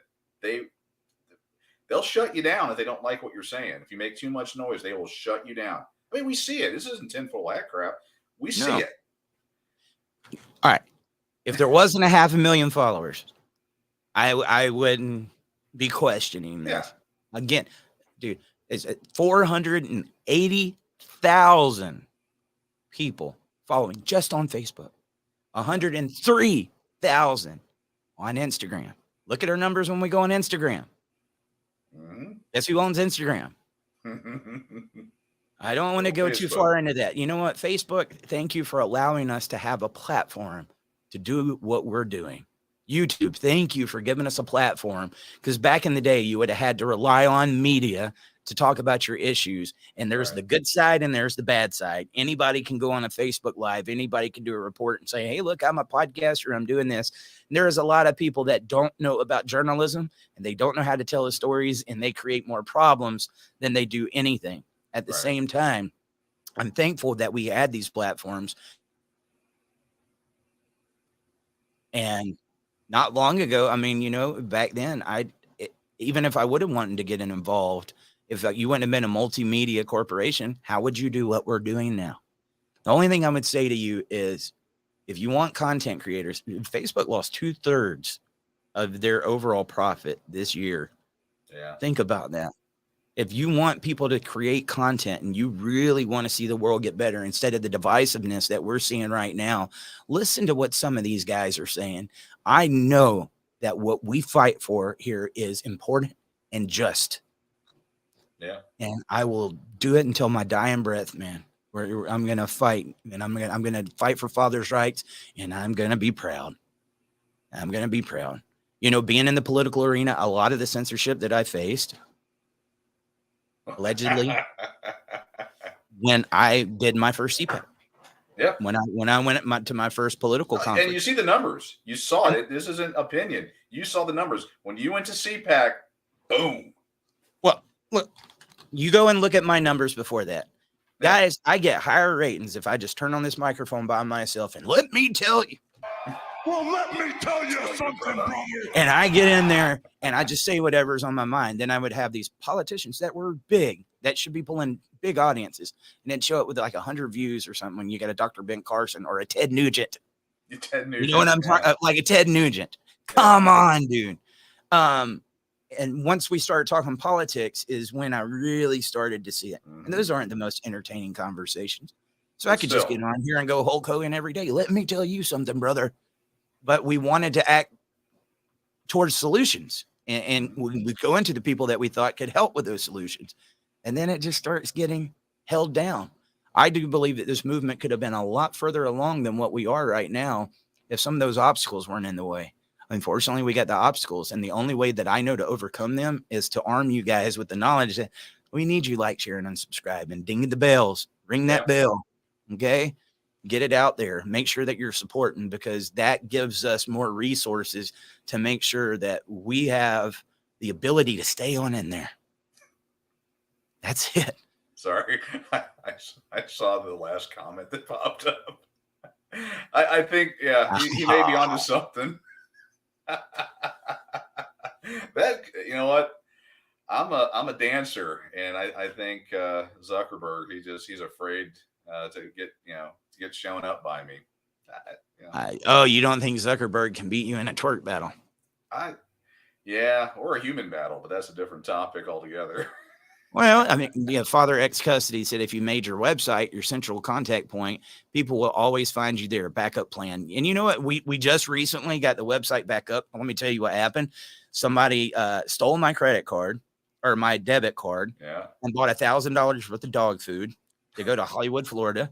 And so I had to get a new debit card, and I forgot that was what was linked to the website. So we went without a website for like 2 months. That tells you how much I checked the website. Yeah. And then I started getting more and more people in there, because we get a lot of people that reach out to us through the website, like in the contact form. But we've got that back up. There was more. We've got a lot of ideas for that website and different things where you can, do this. But again, that's another thing. Dwayne, you're a website designer. It costs money. Oh, I just got the bill. It just hit the old debit card yesterday. For website server space and everything to do all that, and it ain't a pretty penny. Personally, what I would love to do is have like our own little version of Facebook on that website. Where you can sign up, make your profile, talk to other alienated parents. I mean, I've got several ideas. I built one. Yeah. Well, they got the one that called Fakebook. I had a buddy, he had one that looked almost exactly like Facebook. You can get on there and do your profile and everything. Then again, that's running before we can walk, because then you got to have people that moderators watch the comments, what's going on and stuff like that. There's a lot of liability to that. It's not like you can just create it and say, okay, use it. There's people that are on death's door, man. And some of these people that are just they've went to that point. Unfortunately, we're hearing more and more cases, Dwayne, of like people that are threatening to kill judges. I understand why you're seeing some of these actions, because they're going unnoticed. And then these guys think I ain't got nothing else. And then they're going to these extremes. I don't promote violence one bit whatsoever. And I don't want to see any of you guys doing that. And then once that happens, it's kind of like the silver bullet. There's nothing you can do for that guy. You did something very stupid. You did something very, very stupid, right? But do I understand why we're starting to see cases like that? Yeah. And so that just goes to show you can't allow these things to go unmonitored by no means. So people are getting more and more desperate. I mean, I don't condone the violence. I don't, doing the threats, the execution of that, all that stuff. Don't make me the deciding member on a jury or anything, because I understand it. You take these parents you've taken everything away from them. That's all they got left. I mean, let me ask you a question. What do you guys think about Discord? Personally, Discord's a great open forum. It does have a little technical, getting the savviness of the user. It's made for the younger crowd, but there's a lot you can pretty well share things. The way the forum's set up, a number of folks use it. It's not bad. Do we got any users of Discord in here? That's what I'd like to know. Oh, you use Discord? Oh yeah. Oh yeah. For gaming that I do. I mean, I'm a PC gamer, so a lot of Discord stuff. And I do my mods or coding or hacking. Dwayne's group, Dad Surviving Divorce. He has his own Discord server. Yeah, very customizable. You can do a lot of stuff with it.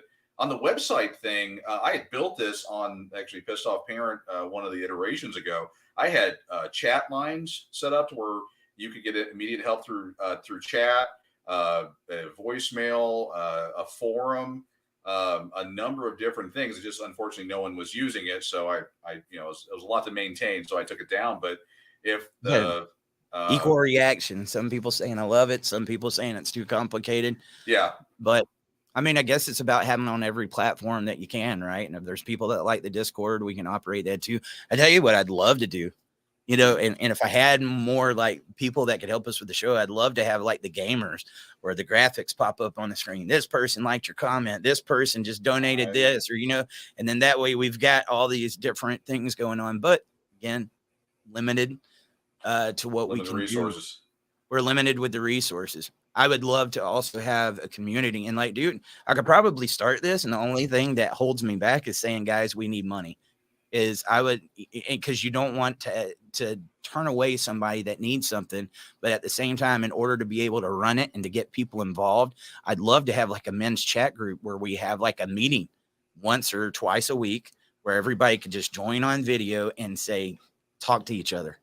Yeah. You know what I mean? And then maybe what I could do is get some of these professionals, say, hey, I got a little money coming in from this. If I'll pay you for an hour, come in here and do this. There's some that would do it for free, but also if somebody takes away from their business to come in and sit and talk to you guys, that's the thing. You can get a lot more contributions. It's not that people are money hungry. It takes money to survive. And if you take away somebody's time, you're taking away somebody's money. So if we had paid employees that could work on this all day long, you would see a lot of things start to change, dude. And we could do a lot with very little. But we need that. We need that. We could have Discord. We can have Reddit. We can have Pinterest. I think Dad Talk Today has got a Pinterest now. I don't know much about Pinterest.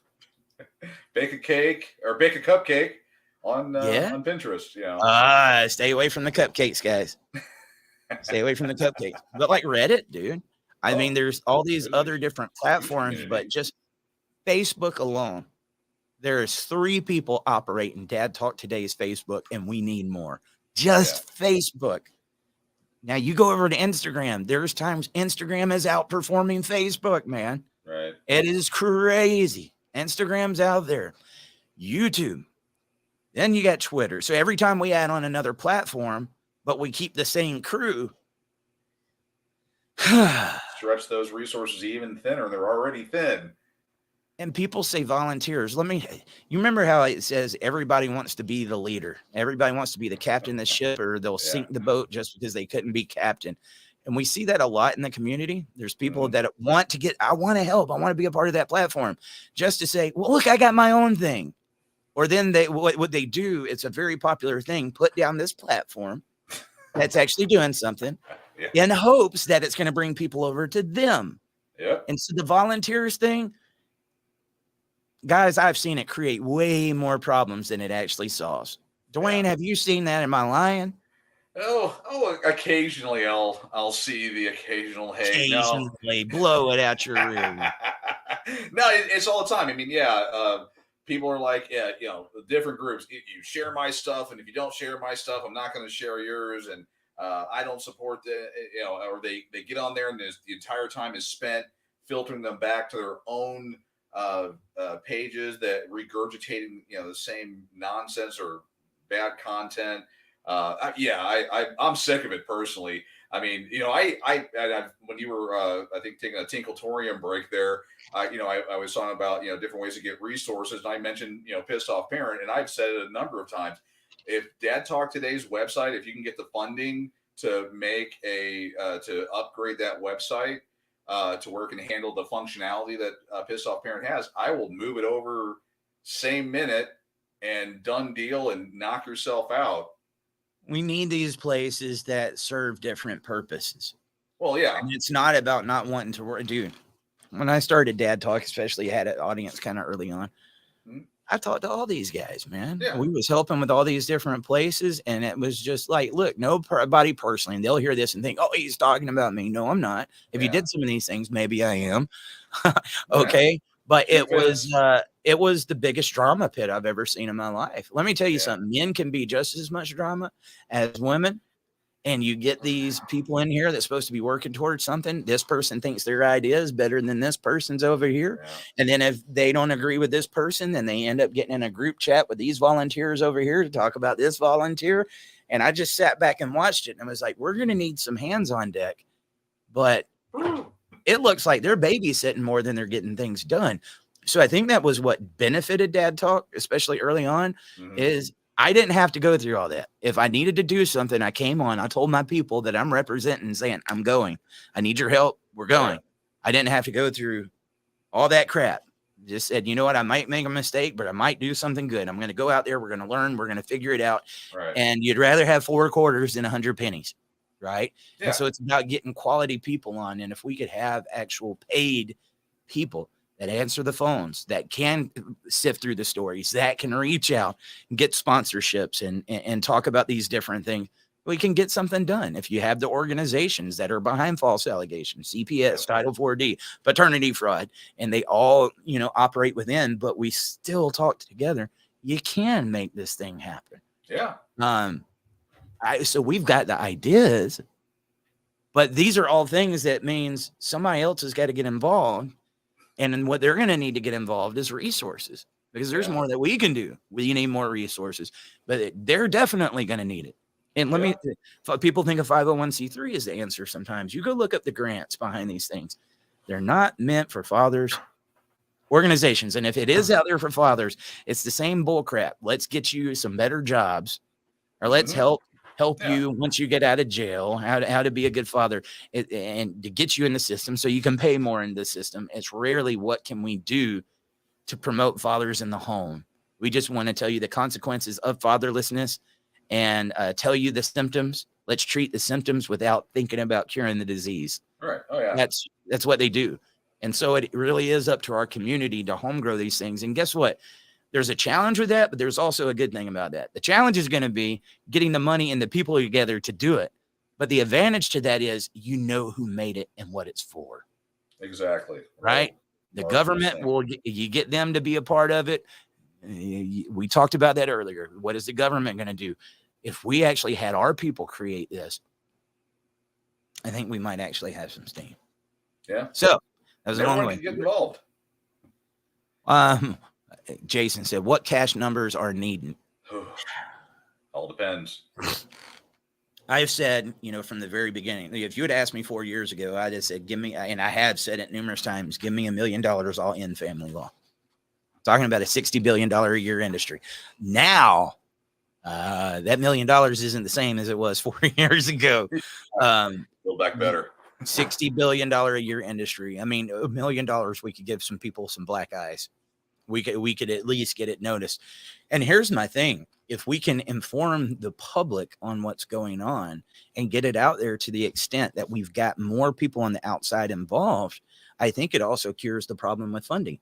It's just getting the people outside aware in a way that they're used to doing in order to say, we need your help. Right? Yeah. Because right now we're on Facebook, we're on YouTube, we're on these platforms, and we are limited to who we can reach. Even if you have the followers, even if you've got 500,000 followers, how many are they going to show it to? We are limited on who we can reach. And people get inside of their own echo chambers in social media.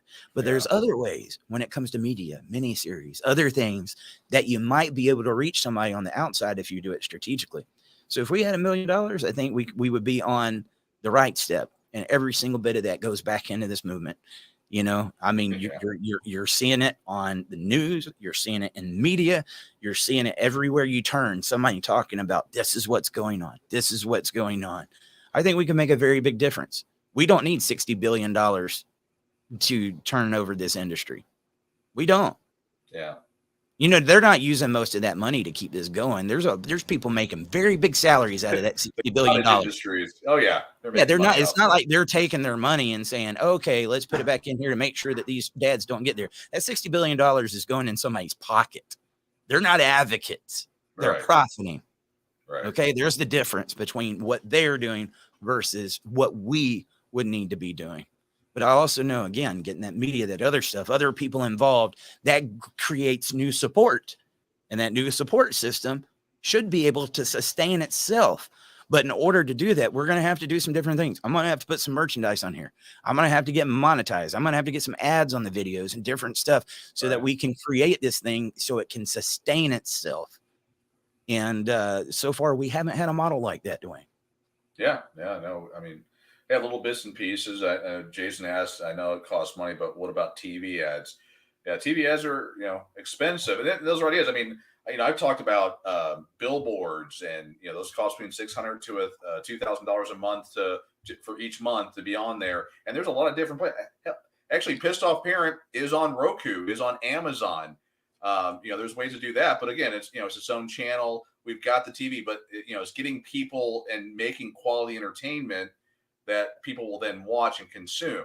I mean, you could put an ad, a billboard out there that 10,000 people drive by every day, and then from there creating an action plan and getting the word out there. There's opportunities, but money obviously is a huge limitation.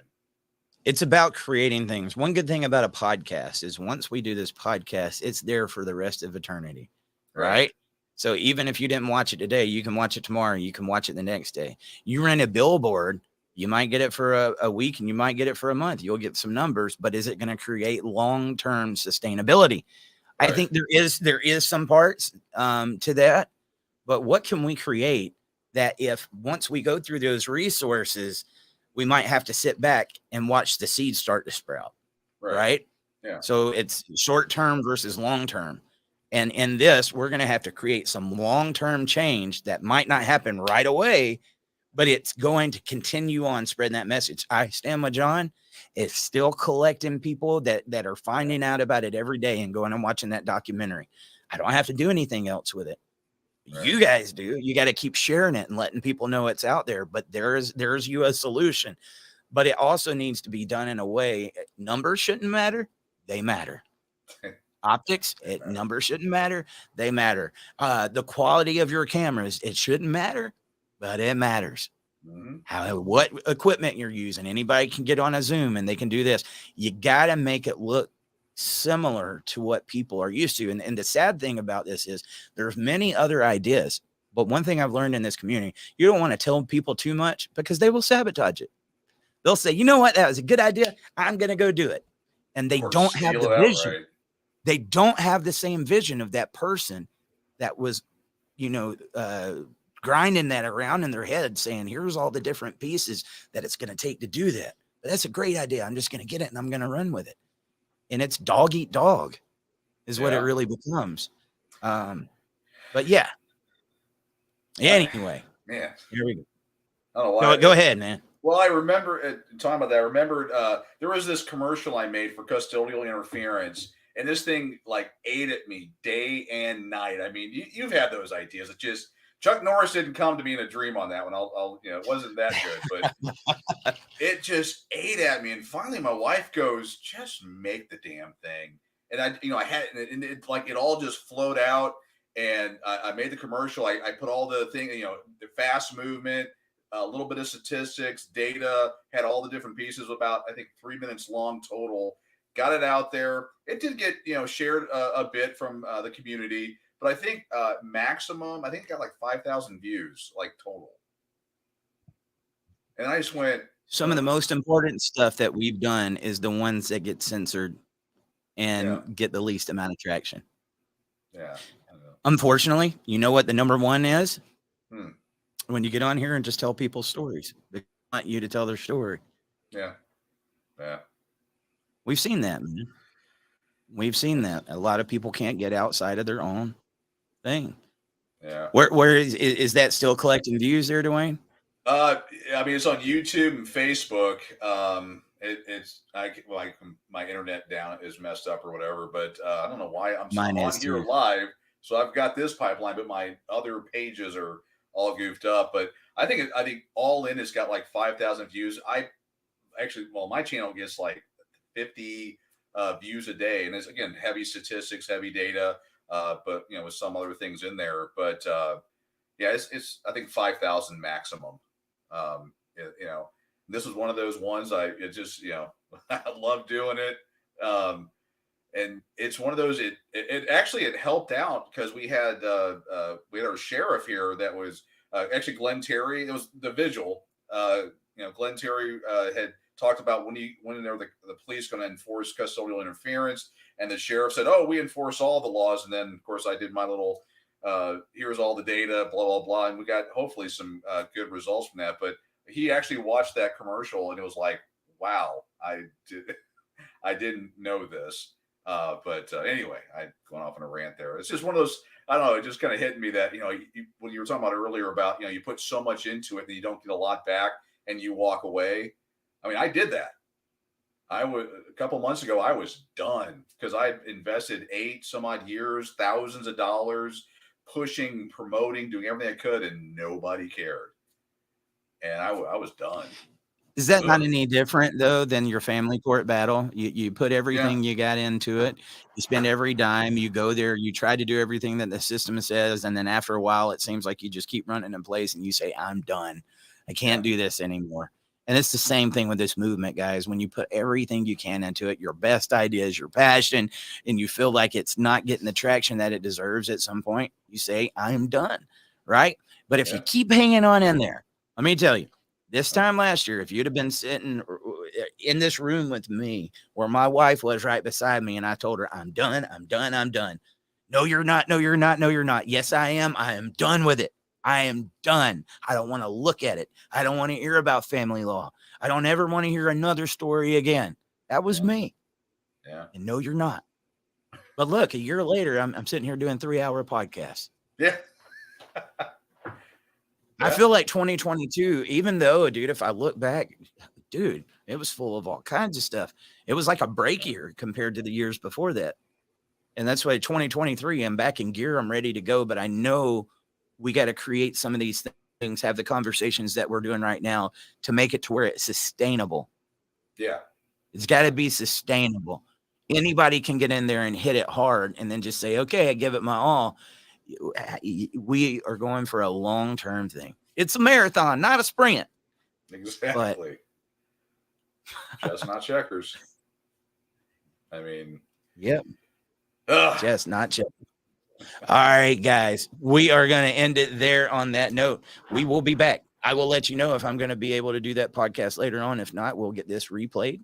And I'll be Dwayne. Are you joining me tomorrow, or is that when you go back? No, I am on officially tomorrow. I go back into the office, which is I will do this, and I'm back in the office starting on Tuesday. So Tuesday, okay. I'm here with you to the bitter end. All right, let's make sure we finally get somebody to do that star party so Dwayne can get that twerking out of the way.